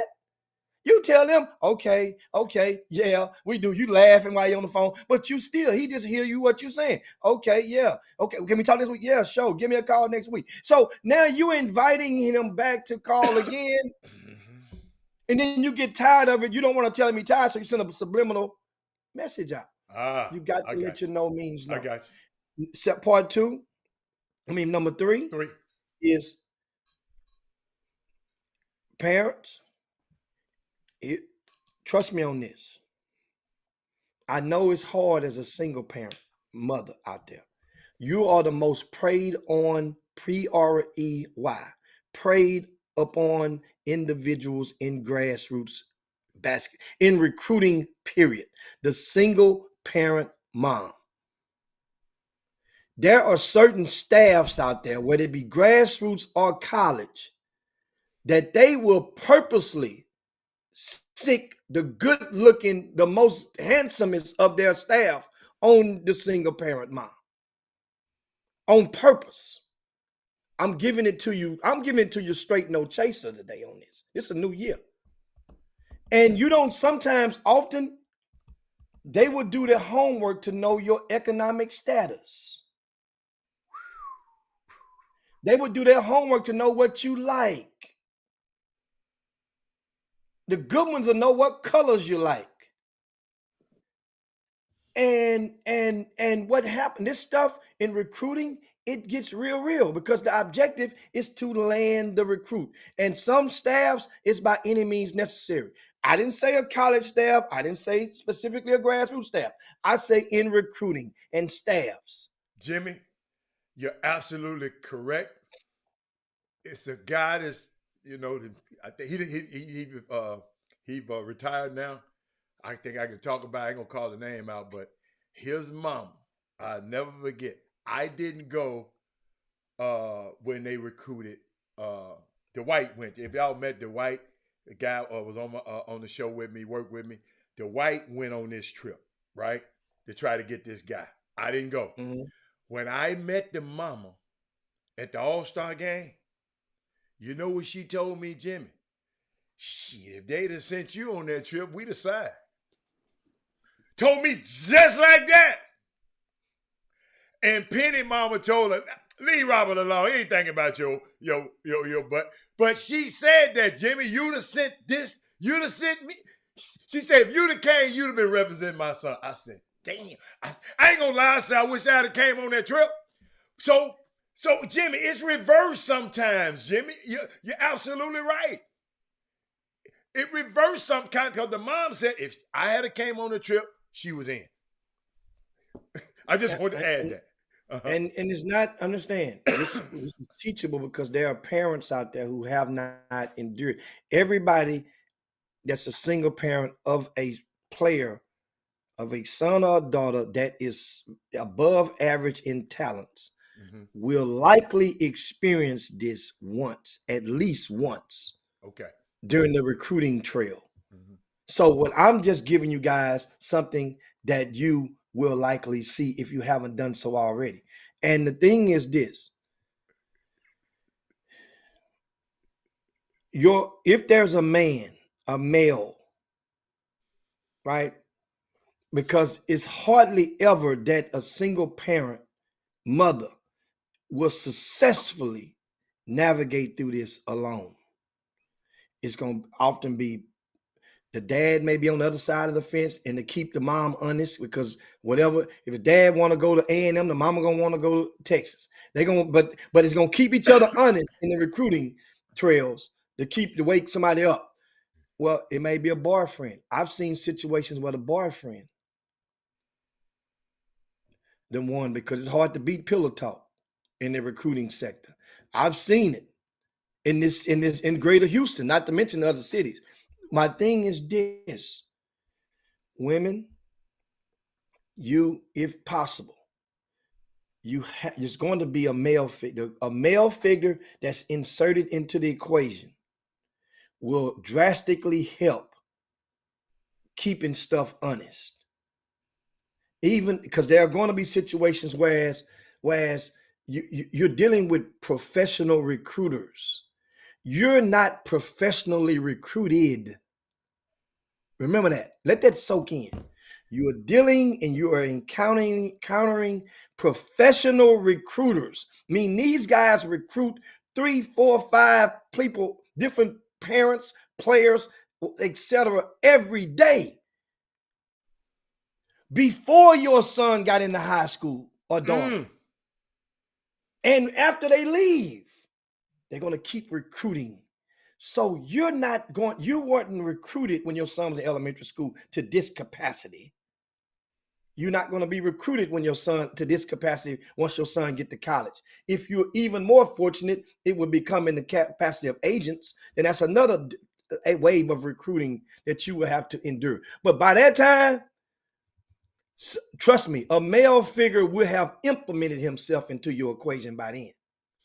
Whether you believe it or not.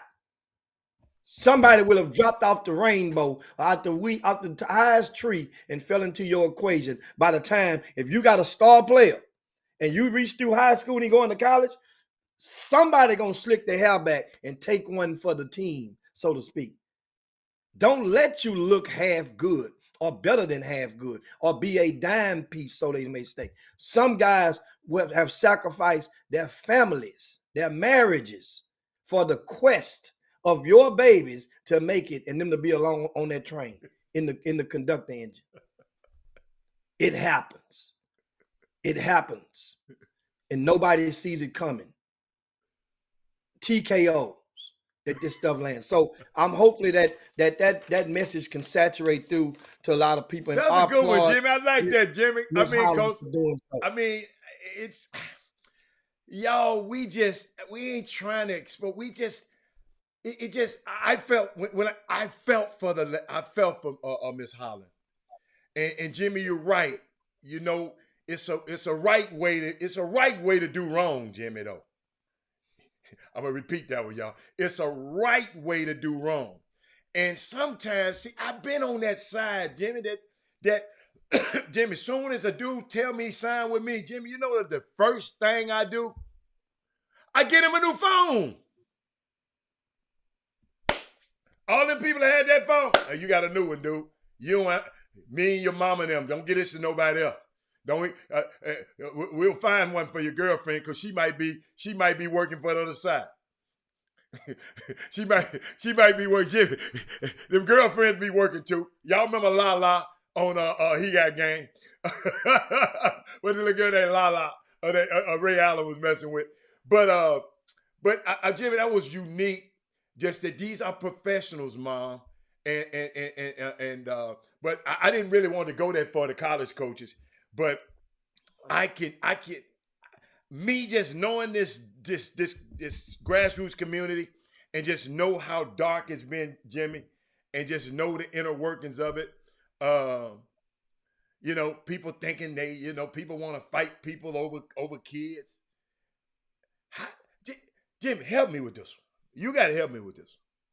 Mm-hmm. Why you wanna? Man, leave my kids alone. I'm gonna come see you. What is that the way? Did you start that back then when you had tacked them back then? That's how you started it back then. I'm just asking a question. You come mess with my kid, not my son. I'm coming to see you. We gonna fight over somebody else's kids. No, I never was in that space. What I basically did was with action. If you want to, and that's a good thought because it's that time of the year right now. Yes, because people are understand something, guys. First and foremost, those sneaker sponsored programs at the higher levels of them, at the high school level, those guys, they have an obligation. The sneaker companies give them not only product, but money. They get a check. Okay. And their obligation is to find and field the best talent that they can find in their proximity. So they are obligated to go and find the best. So here's what happens. all the high school season, when the non-sneaker sponsored programs, if you have a player that's very good and for months you've been boasting that he's better or as good as those guys that's on the sneaker teams, and he's doing this at his high school team right now, and you're posting it on social media, you're letting the world know how great this kid is and how everybody is they sleeping on him, right? Oh, okay. So I got you. So guess what? You're marketing and you're seasoning the meat for one day that grassroots coach who has an obligation to go find the best talent. He's going to go and pursue and recruit your quote unquote kid. And then you get mad and say, man, why they want to come up to our kids? Their kids ain't good enough. No, their job is to get the best ones they can find. And the ones that they get the year before that ain't good enough now, guess what? They're going to put them out for heavy trash and reload with more. That's supposed to be better. That's their obligation. Good work, Jim. So now how you can combat that, and that is, there are ways to do it for that one or two kids that that everybody want. Some are good. Some others you think they good enough. But the ones are good enough, they're going to try to beat the door down for those. Okay. And they're going to offer plane trips for the mom. Uh-huh. If they're very good, they will offer a plane trip for the mom and the dad. Uh-huh. Right? or one parent plus the person who connected them with the parent. Uh-huh. So that means you got a plane trip for two. Right. Uh-huh. Hotel. Uh-huh. If the mom is, sometimes maybe two beds in the room. If the mom and that's somebody that ain't with the mom, or if it's two guys, then they can sleep and share the room or put them in a suite. Guess what? And pocket change. It depends on how good they are. Those are things that are offered out there. Those are minimum prerequisites. I got you. That are out there. So here, back to this. Your grassroots program, and you are publicizing and marketing about how good your kid is. That means you're basically ringing the bell for the other team to come and try to lure him away. And either two things are going to happen. And trust me, time has proven not every player, there have been several players that's turned down those opportunities. And guess what? It worked out just fine for them. It worked out fine for Reuben Jones, right? With Coos Elite. He's at North Texas starting right now, one of the leading scorers on the team, right? It worked out fine for PJ Haggerty. I'm just talking about in recent months, in recent years. Mm-hmm. PJ Haggerty could have went with sneaker teams. He could have went with sneaker teams. Stayed with John Muir. It worked out fine for him. And guess what? I'm just naming it worked out fine for Curran Roach. Back in 2015 with North Shore. It worked out just fine for Curran Roach. It worked out fine for Jeray Foster, who came right behind Curran Roach. Every year, there's going to be at least one that's a bona fide, at least out of Greater Houston, it's going to be at least one that's a legitimate Division I prospect. Actually, I can say it's going to be at least two. Every year. That's going to be in the same classification. There's going to be a rising senior that's going to have the opportunity and turn it down. Thanks, but no thanks. We good. So if you are the independent coach and your thing is if those calls are coming, they're going to come. Then if you are programming that kid and his parent and your circle is tight enough where they can sense that your integrity is favorable for them, then they're going to be on your side. Jimmy. If they can smell slickery, then guess what? They gone like that turkey.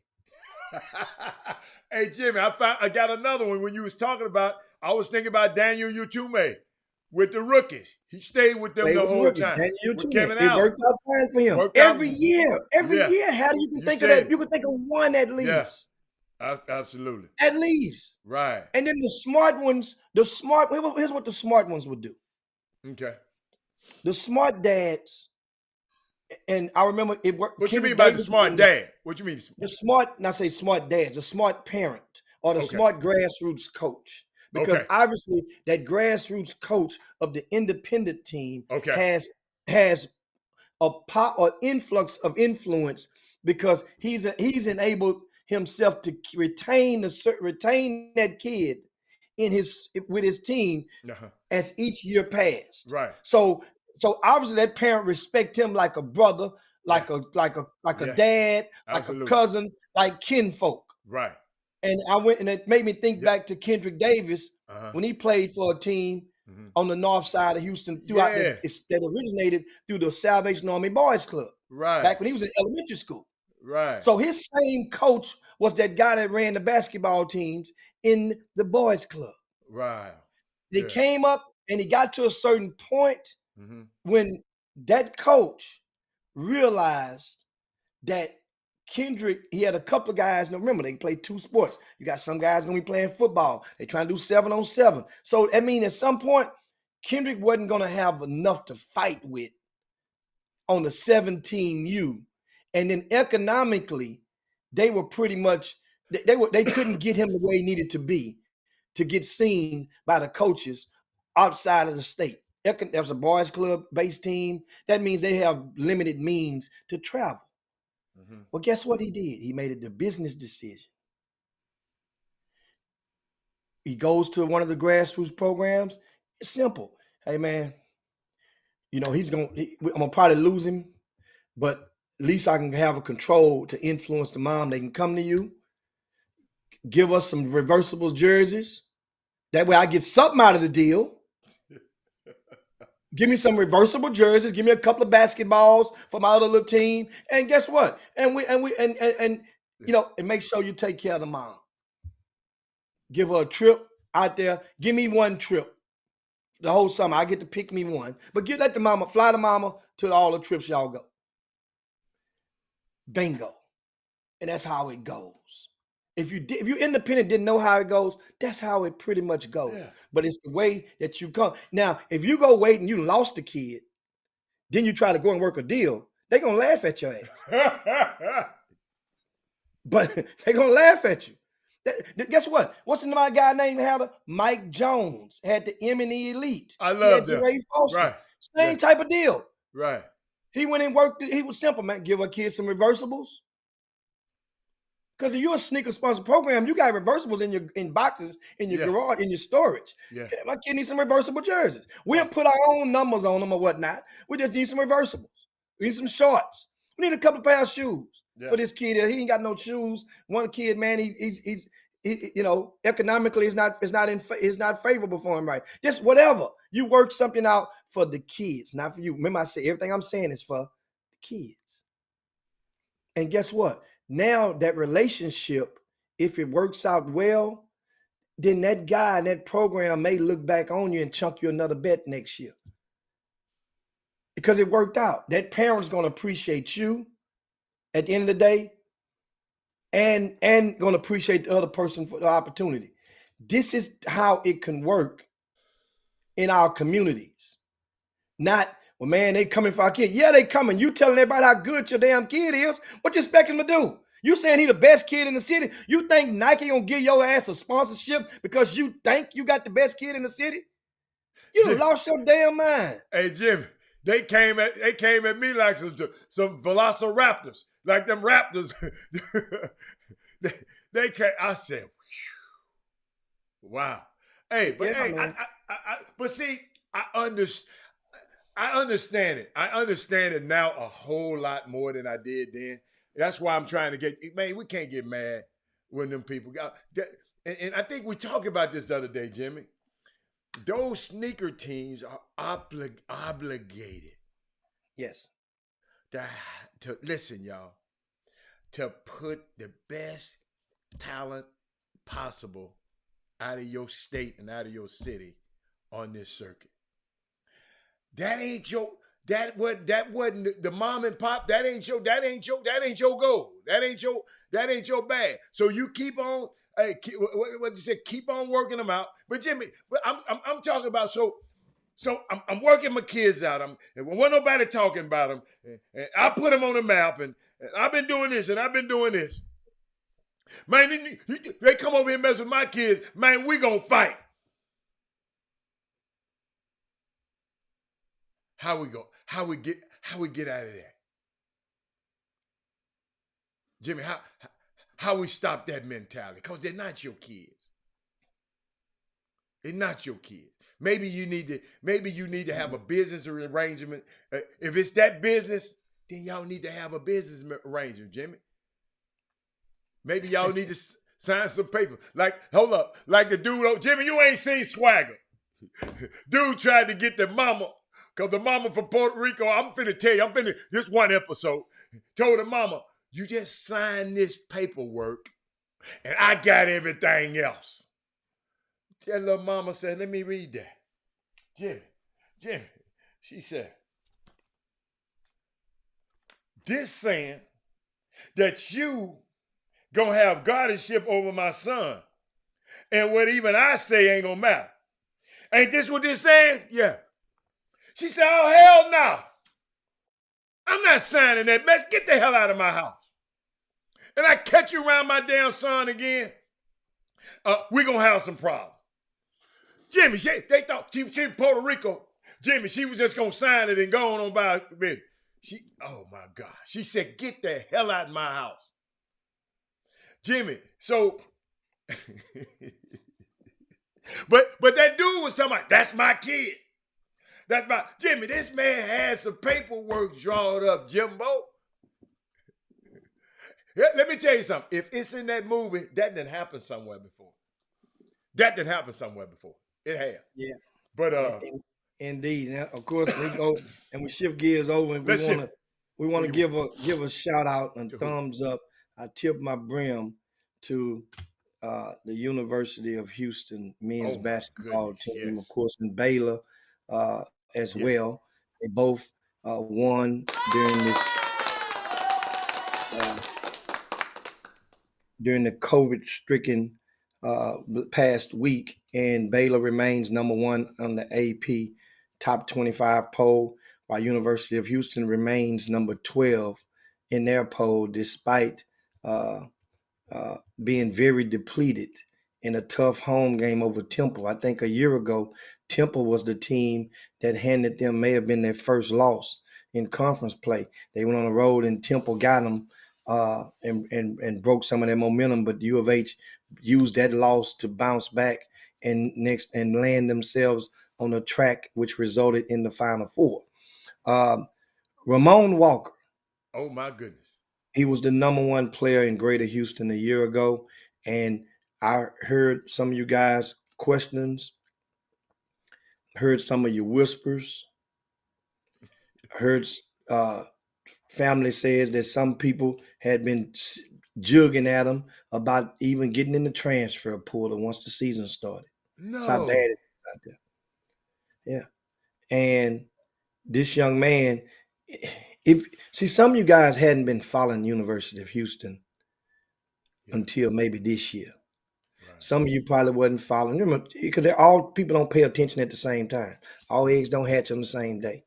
Mm-hmm. I've been paying attention to them, like literally like paying attention since Chris Harris was on the roster. That was one of John Urie's former players.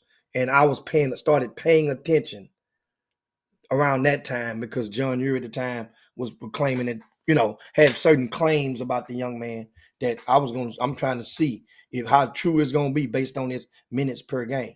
And he ended up having a good season. It ended out well for Chris Harris. I think he's overseas earning some money right now. And well, during this same year afterwards, the little point guard now, Jamal Shead. Oh my God, Jim! Right, Jamal Shead came to U of H, and remember when he signed? I remember the whispers from a lot of y'all asses then. Man, I don't know what he's signing now. Yeah. He ain't gonna never play at U of H. They got this guy, they going that guy, they going this guy. And some staffs, this should be teachable to us all. If most of you out there don't communicate directly with the staffs, with the college coaches, and there are a lot of you out there who do, my suggestion to you guys, those of you who do, is it's 2022, guys. Start off on a new, incorporate something new into your dialogue. Start to ask questions without antagonizing or attacking these staffs. For example, if you would have asked University of Houston staff, they would have told you, if you communicate with them, if you're part of one of the, if you're in their circle, they would have told you what they're planning or what they plan to do with this young man. When Shed was a freshman, he sit there, he waited his turn. He learned the system from a different place. He had never been on the court during a game in his life. He learned right there on the bench. And when opportunity called, he rose to the occasion and seized it. Ditto for Tremont Mark. Ditto for we escape out of U of H and go over to Baylor for LJ Cry, who could be a poster child for waiting your turn from guys from Greater Houston. And people remember, and that's another whole different topic, because you heard a lot of people whispering about LJ a year ago. What he gonna do? Man, they got this guy coming next year. They got that coming out. Man, LJ in trouble, ain't it? Where he gonna go? Guys, let me tell you something. If you can ball, see, at some point, a lot of these kids need y'all to hype them up. They need y'all to talk them. They need y'all to be their Flavor Flav to the Chuck D. The hype man. A lot of these, The hype man. The hype man. A lot of these kids, for real, they need that. And or you think they need that. In situations like U of H, back to U of H, Ramon Walker sit there. I went to a game last month. We went to a game last month, and I was watching. I'm always watching them benches. U of H played against a team that had just went to the Final Four a couple of years prior to. So that means that program, you understand, they getting their heads beat in there, but that was a Final Four program just 2 years removed. University of Virginia. And U of H beat them like they stole something. Understand? And that was even a fragmented team at that time. Mm-hmm. Ramon Walker got to start yesterday in conference play. He hit a pivotal three-pointer with about 2 minutes to go. Joe did. He finished with 13 points.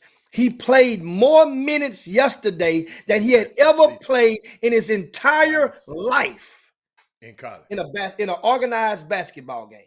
Let me say that again, so you guys can let that soak in. He played more minutes yesterday than he had ever played in his entire life in an organized game. That's summer basketball, high school basketball, scholastic basketball. He's never played that many minutes. How many minutes he played? 37. Damn, he played the whole game. 37 minutes. And the psyche of it, you started. See, they got some guys that start the games. Some guys finish. Yeah. You got some guys that don't start, but they do finish. Like a LJ Cry. Yeah. Yeah. You see? Yeah. Now, which one you rather? To be able to start and finish the game in your very first start. Do you understand the butterflies and the nervousness and everything that goes? Jimmy hit his first shot, Jimmy. He hit his first three from the corner. Knocked that thing down like he was at practice. And Jimmy, he didn't take his gear off when we was at the Virginia game. He might have had an RCS Sports Chop Shop shirt on up on this jersey. We didn't know what he had up on it. He might. Understand. He so waited proud his of him. turn. So what it goes to show is that University of Houston And not just them. There are other programs that do your homework. I'm not paying attention to all those other programs Right. like I do certain ones. Yeah. Certain ones I pay attention to. That Absolutely. don't mean I'm not a fan. I'm talking about paying. I see you, but I'm not paying attention. I'm paying attention to these guys. I pay attention to Texas Southern University. Because that's it's always a meaningful undercurrent of a story that I always use to counter a lot of plenty of myths, MYTHS, that are out there about HBCUs and specifically Texas Southern when it comes to men's basketball. I'm right there. I can knock down anything. I try to give you share stuff with you guys so that you can take it and go in your own direction and knock down that mess as well. Swat those mosquitoes and those bugs away with that. But Jimmy, you're gonna always have them bugs. But those bugs are ignorant. You can help educate some bugs. Just put some signs out there. Put some education out there for those bugs. And guess what? They'll become smarter. They still gonna be bugs, but they're gonna be smarter. At least they're gonna know that they can't come and fly around you with that shit. But Jimmy, what about JVL? Is he gonna be the next one to make? Understand? You want to redshirt. You play so many games, you can't get that red shirt. Yeah, you got about 7 games. JVL, if they can keep winning without having to go to him, right, then that's what they chose. They want to redshirt him because they're going to need to replace and replace. This boy, hey, Fabian White, man, Fabian White trying to get a check, man. I'm just telling y'all. No, what else he's trying to get, and he's going to get. Know what else he's going to get? What? A second degree. In this year, in 2022. That's good. See, that's good. Fabian White is going to get his second degree. Yeah. From University of Houston. That is so consistent, Jimmy. He's consistent, man. I'm telling you, guys like that, man, that stuff show up on tape. Man, you know what, Haller? You know what happens eventually? This is how you do it. And you know what it does? It makes me, and that's why it's always made me sick to my stomach from previous staffs that subscribed to the theory of, man, them kids from Houston, man, they ain't gonna stay home. Man, we can't get them all. We ain't gonna be able to get them. No, Negro. And I start naming the ones. Okay, well, you've had a string of Greater Houston kids even before Kevin Sampson got there. You had a top one. It takes more than that to make the city fall in love with you. You got to have various ones that are contributing at the same time from different directions. That's how this.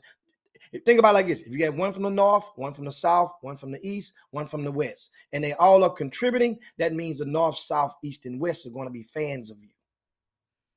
That's what University of Houston doing. And then you got Terrence Arsenault coming next year. He's not the only one coming. They got a potential McDonald's All-American on deck that's coming in along with them from out of Florida. But at the same time, Terrence Arsenault. So that means there's a possibility.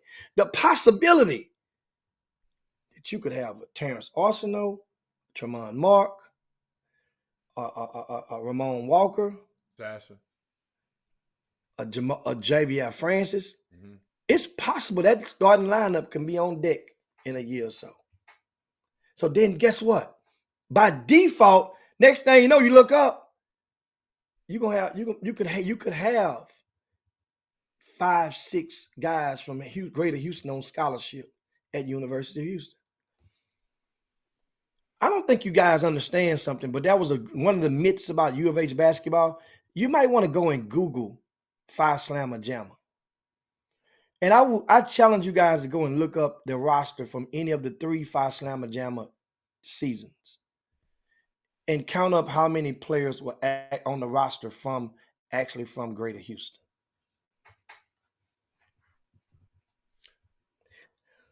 Clyde. All I know, Clyde, Michael Young, Benny Anna. Now, Benny was from Louisiana, right? Louisiana. It was a good one. That's your homework assignment, guys. Was Rob Phi Slamma Jamma? Rob was on the front end. On the front end, right. They weren't called at Jimmy, that's the coldest dude. When I came to Houston, dude, that was one of the coldest dudes I I ever seen play basketball, man. So, when y'all asked me the other day about who I thought, I ain't never seen nobody put that thing. Yeah, he was the one. He was the one. Rob Williams. Because I couldn't think, because they was asking me, Robert, who did I think? I said, well, I'm not from Houston, but Rob Williams was feared. Yeah, he was that good. But keep going. I didn't mean to go crazy with that. No, I mean, I just wanted to just throw it out there. A lot of people don't, don't realize that, and that you got to realize they had a few walk-ons. That's walk-ons are going to mostly always be from the area. At least one or two of them that magnifies that number. But U of H had they had about I forgot about Caddy. They had about 6 scholarship players from Greater Houston. I want to say at least 6. So that's where the homegrown and it can get there, but they're not going to take. Obviously, University of Houston is not trying to take a kid that you want them to have. They want to take a kid they know they're going to be able to play. Why take a local kid if he ain't going to play? You try to help him get the hell somewhere else. And they did that with the young man from Klein Forest. What's the kid name from Klein Forest out a couple of years ago? He's at UTSA right now. Solomon? Cedric Alley. Oh, Alley. Cedric Alley. Yeah, I like Cedric Alley. Yeah. And guess what? You're gonna get a kid that's just not you're not gonna be able to develop him into what you thought he could develop into.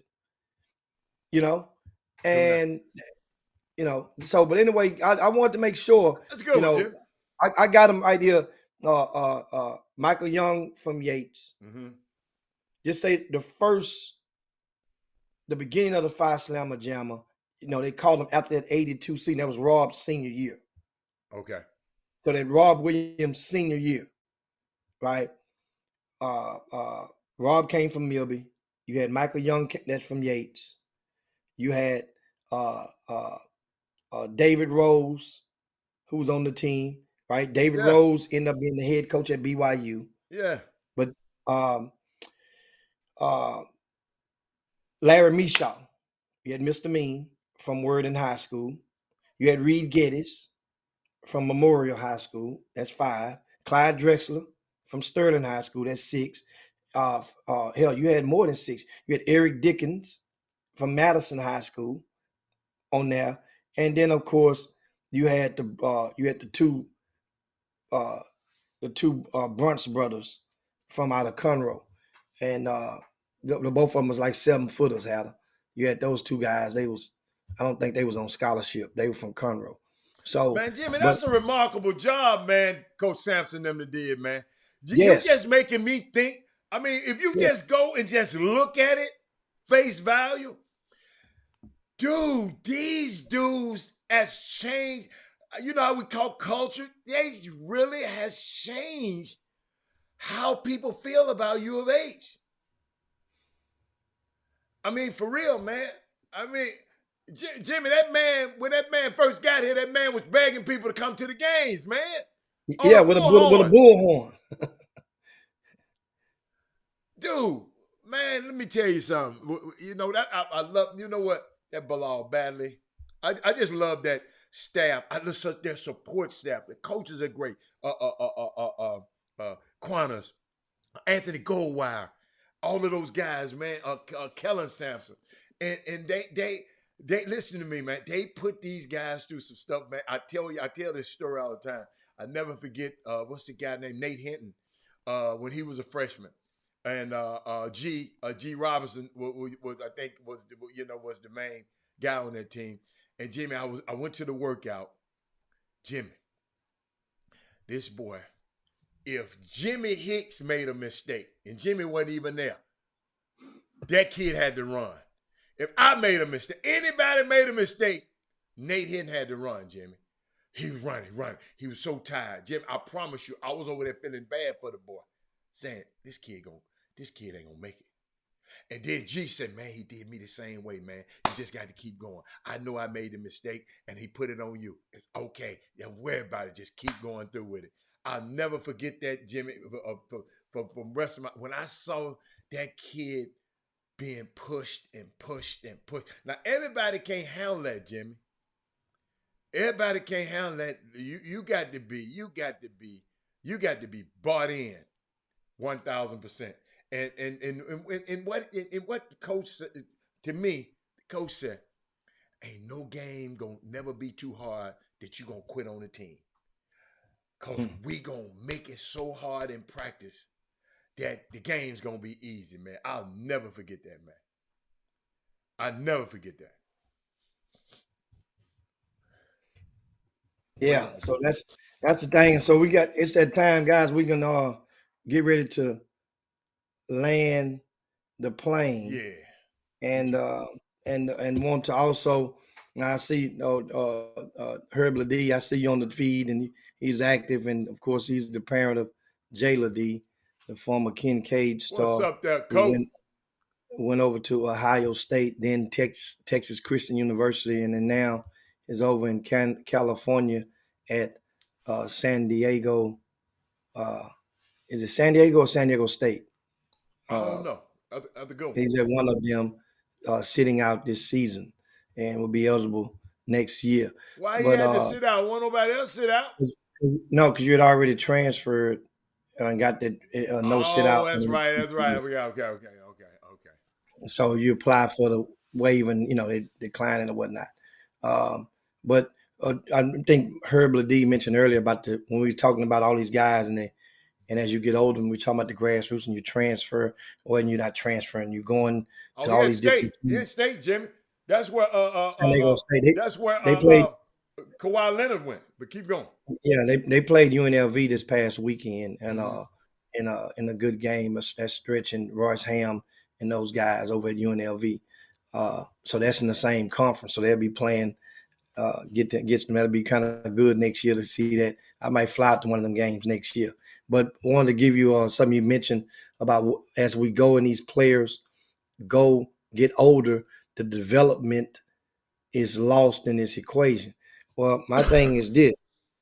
For a lot of guys, put it like this.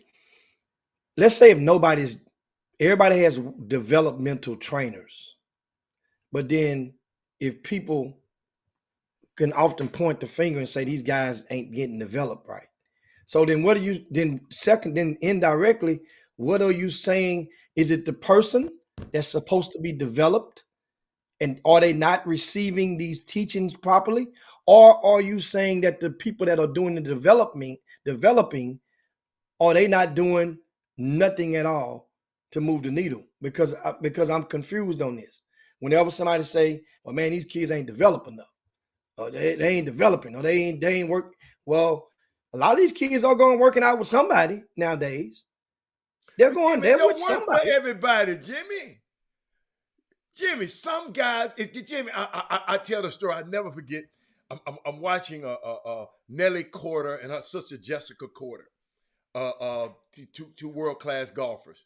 One is the number one golfer in the world. They've had this, Jimmy. They had the same exact teachers all the way up. But one of them won amazing, the other one. Then I look at Blake Griffin. Blake Griffin and his brother, Jimmy, they had the same trainers all the way up. But Blake happened to be better. Sometimes you can work out all you want to. Shout out to Masterman with his super chat from the 210. Man, I love you, Mastermind. But I hope you got a question, Mastermind. We'll answer your question right now. Whatever question you got, we'll answer it. But Jimmy, just think about it, Jimmy. You can work. Jimmy, it just don't work. Jimmy, don't you know his people shoot balls just like Stephon Curry? But he's able to make them in the game. His people work that as hard as he does. We got to understand, man, it just don't happen for everybody, man. Sometimes God he gonna put his hand on this one. Michael Jordan and Larry Jordan. Larry Jordan was the baddest dude in Wimbledon. But Jimmy, he didn't grow to be 5'9". And his little brother grew to 6'6". It happened to be arguably the greatest player ever. So, y'all, we can work out, we can work it. Just do the best you can with what Jimmy, I said earlier in the show. What's for you is for you. Mm-hmm. What's for Jimmy is for Jimmy. What's for Robert, what's for the chop shop is for the chop shop. And sometimes that's just the way it is, man. But a shout out to Masterminds again in his super chat. He think enough of us to put that in his super chat, Jimmy. And it's just unbelievable. And if it's on YouTube, I don't know how you do it, but he know how to do it. And he super chat and put some, Jimmy, what you said, put some money in the kitty. But tip the bartender. Yeah. He tipped the bartender. Yeah. And when we get up out of here, I wanted to also acknowledge, because tomorrow we're expected to have the powerful show on with the guys from up in Minneapolis, and one of the guys that founded the Freedom Fighters, and also the organizer, Coach McKenzie of Minneapolis North High School, to just paint the picture of what's going on in that part of the country.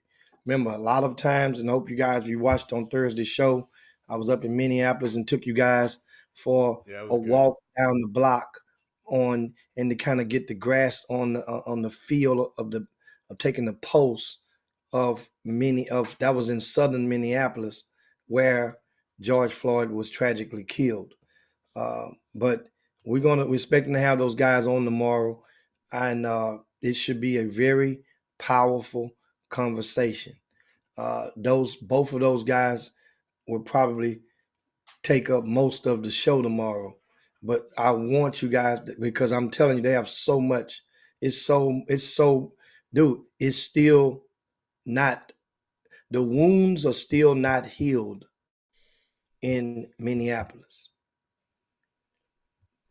And this is very, I'm telling you, I'm going to give, they will tell you, explain to you some stuff.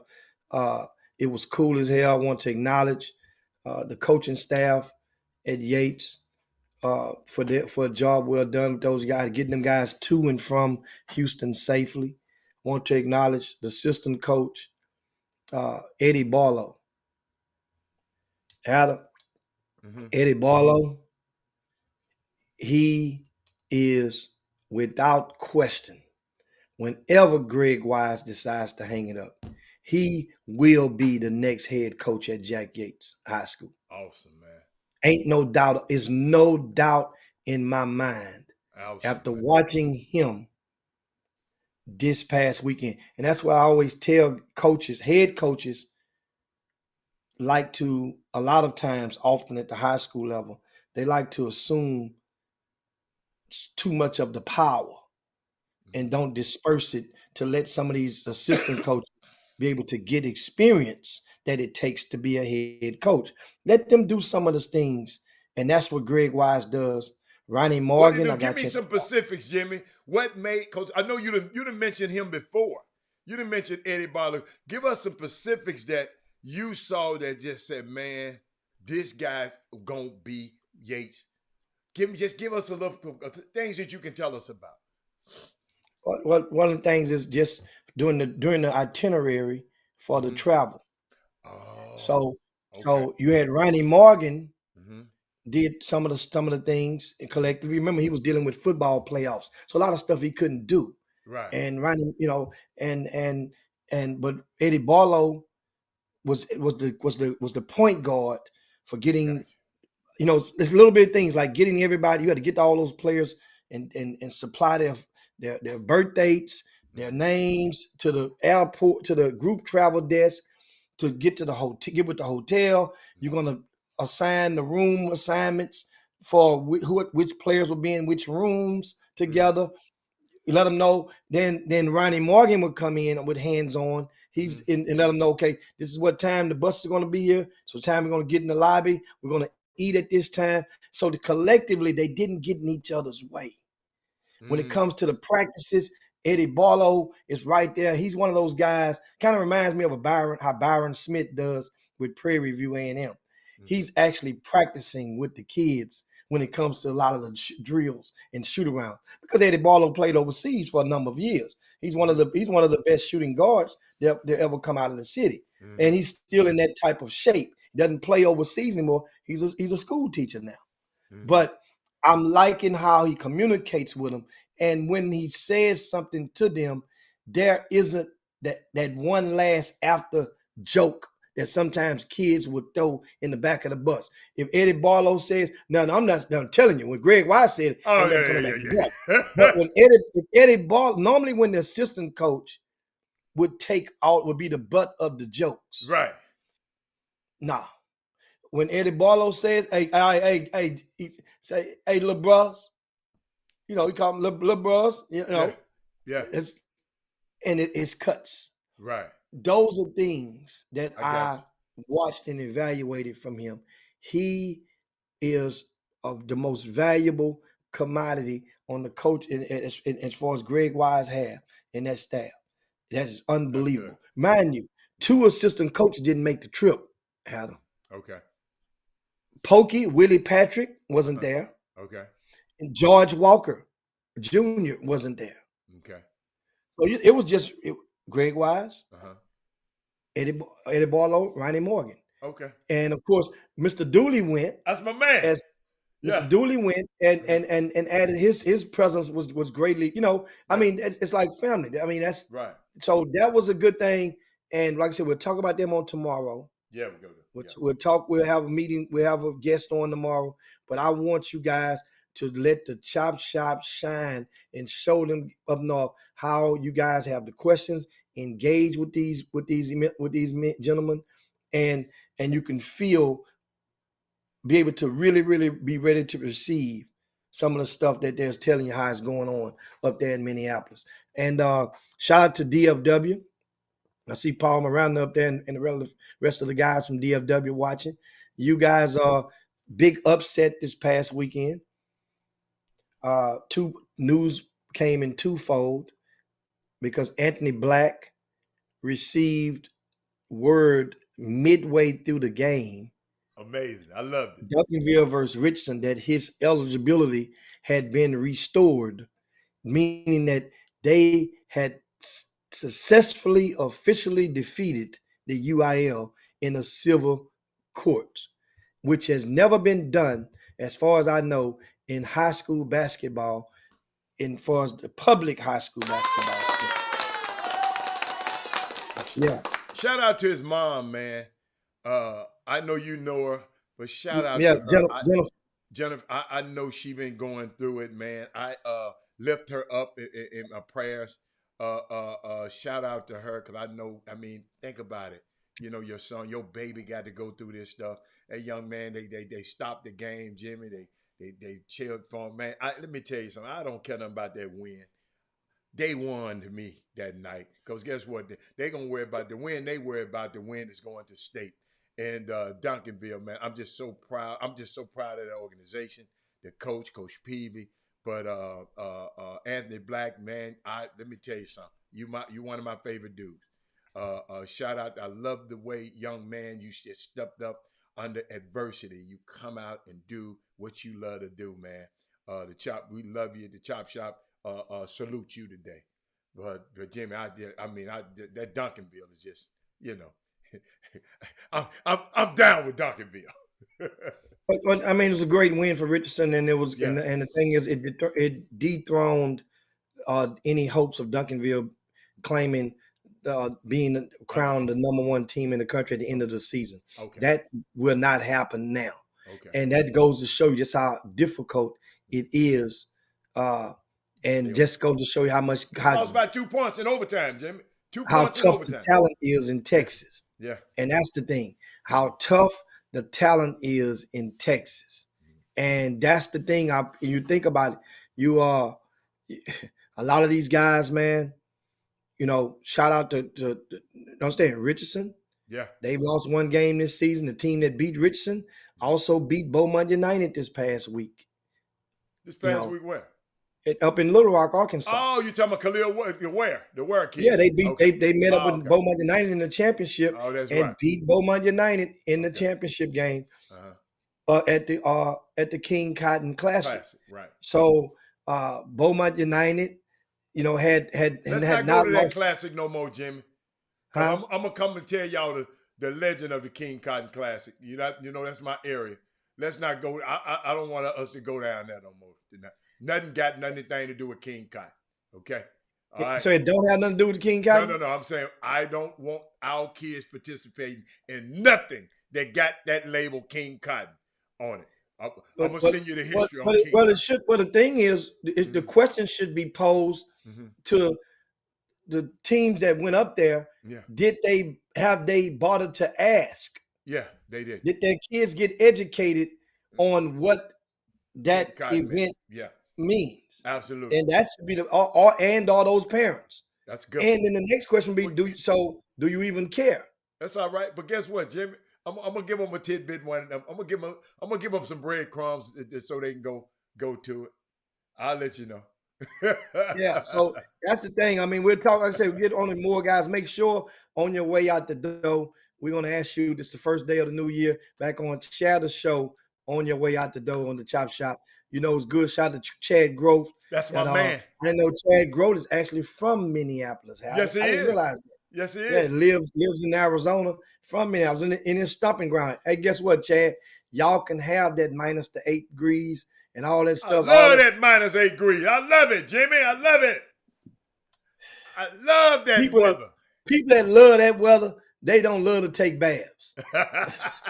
I love it. I love to take baths. That cold gonna hide the stunk. And all you got to do is take your ass back in there and take a bath all the time. I mean, that ain't got nothing to do with that. No, them folks ain't. Them folks taking baths. Them girls taking baths. I don't know about them nasty ass dudes, but the girls taking baths. And I want to give you guys the last thing I meant to tell you guys earlier. I said I'll wait till the last thing to say, and that is finally, my streak is ended. I broke a few cell phones, but I had a streak that was going for about 16 years. You ain't lost one? Since I actually had lost one. So yesterday, you be doing too much though. Finally lost one. And so, you know, it's one of those things. You talking about not the bat phone, the one that we be calling in? No. I lost the public phone, the business phone. Okay. So that means, you know, they sending a new one out, right? And it'll probably be here on tomorrow. But still, I got to get the new phone and take it to the place. Yeah, and let them hook it up. Yeah. Get the numbers loaded back up. So here's my thing. Don't take that long. You're watching right now, and you sent me you called or text me anytime after Sunday morning. I did not get that message. That's probably why you didn't get a reply from me. So if you called or text anytime on Sunday, then that's one. Then you probably need to text me again. Here's number and then let me know who your name is. Because what I did, I went to the place and I got a new SIM card for my bat phone. Okay. And now temporarily I can get those messages if you want to call on the public phone. Okay. Because it's way more people. 99.9% of the people have the public phone number. Only 0.1% have the private number. So you can use that number is active on my other phone, but I don't know who you are when you text or when you call. And so be advised if you're going to do so, then let me know who you are. That way it doesn't sound cliche-ish when I say to you guys, I lost my contacts. Who is this? You know what I'm saying? Because somebody, but sooner or later. Why would about it lie? Shit, if I ain't got you in my phone, your ass ain't in my phone. No, I don't have location on my phone. I don't back my phone up. So I got and that's the thing about it now, how like my people from Minneapolis, I got to wait and get in touch with Greg Wise. If Greg Wise is watching right now, I need Greg Wise. I need you to give me a call so that I can get those guys' phone numbers from Minneapolis to send them the info for tomorrow. For the show tomorrow. Yeah. Get on top of that now. Bro? So, or how you could do it. You could do it and send them the link and get them plugged in. But I ain't got their numbers. No, Greg Wise has the number. Okay. I'm going to text Greg right now. You see what I'm saying? And so I don't have anybody, and I told both of those guys I'd be contacting. I was supposed to call them on Sunday. I don't have any of the numbers, and I won't have them at least until Tuesday afternoon. You know, it could come in the morning, and I doubt it, and I may have to go run to the phone place and get it synced or whatever they zapped in and whatnot and roll like that. But I want to let you guys know that Chad Grote, you can let Mr. McKinney, there you go, let him know. If they text me now, I have the old number, that number is in my other phone now. So I can receive that number is active. It just that my private phone number is not active now. Now, all my pictures, I'm glad I sent you some out of all my videos. I had a lot of videos that we was gonna run. Those are probably gone. Man, you sure mess up a wet dream, boy. Those are probably gone. I had a lot of videos. I'm talking about, and luckily Eddie Barlow had just hit me the other day and was like, "Hey man, can you send me the video of me talking at a bank, like a little banquet on the last night?" And I had taped. You had Joe Branch, the VP of the he was there talking to the kids. You had Mr. McKenzie talking. You had Greg Wise talking. You had Jamil Jackson. He's the guy that, you had all these people talking, and I have footage on the pictures I had from all of them. Gone. Man, the more I teach you, the dumber I get. Look at him talking. I didn't mean to lose your dang phone. No. Kevin Freeman, I didn't get clipped. I say I lost my phone. Man, somebody stole my phone when you got clipped. If somebody stole your phone, you got clipped. I lost it. I know what I did. I drove off and left it. Yeah, where it was at. So and guess what? And the people where I left it at, they when they had the cameras, but they couldn't see where I was when I left it. It was shielded. So they looked on it, man. And so now, Miss Sonia, I just said I don't back nothing up on that phone. I don't back. I got the phone numbers in it. They backed up. I don't back that stuff up. I don't worry about it. I mean, it's not meant to be in my life no more. I have more money. I got to go back to Minneapolis and get some more pictures. But I sent pictures out to people. So yeah, I got the ones you sent. I got the ones you sent me. And hopefully then Eddie would have the one you sent him. So Eddie had it. Yeah, the ones you send him. So that's all good. We're gonna make lemons out of lemonade, man. Let's get out of here. Yeah, man. So that's the ticket, man. It's time to slide down Dino's back and yabba dabba do this thing on this Monday. And guys, we'll talk a lot more. Make sure you be prepared to share the show if you haven't done so. One big time. Let's start this year off right. And we'll get with you guys on tomorrow when we're gonna keep this thing rolling on this new year. Make sure you go over to rcssports.com right now. Check out the VIP news. Check out the front of the site. A lot of stuff updated on that. We got big news on regards to RCS Sports coming next week. It's going to knock some of you guys' socks off. As always, remember, this is 2022. This is the year of showing, not talking about stuff. That's what we're going to do right now in 2022. We're going to show you.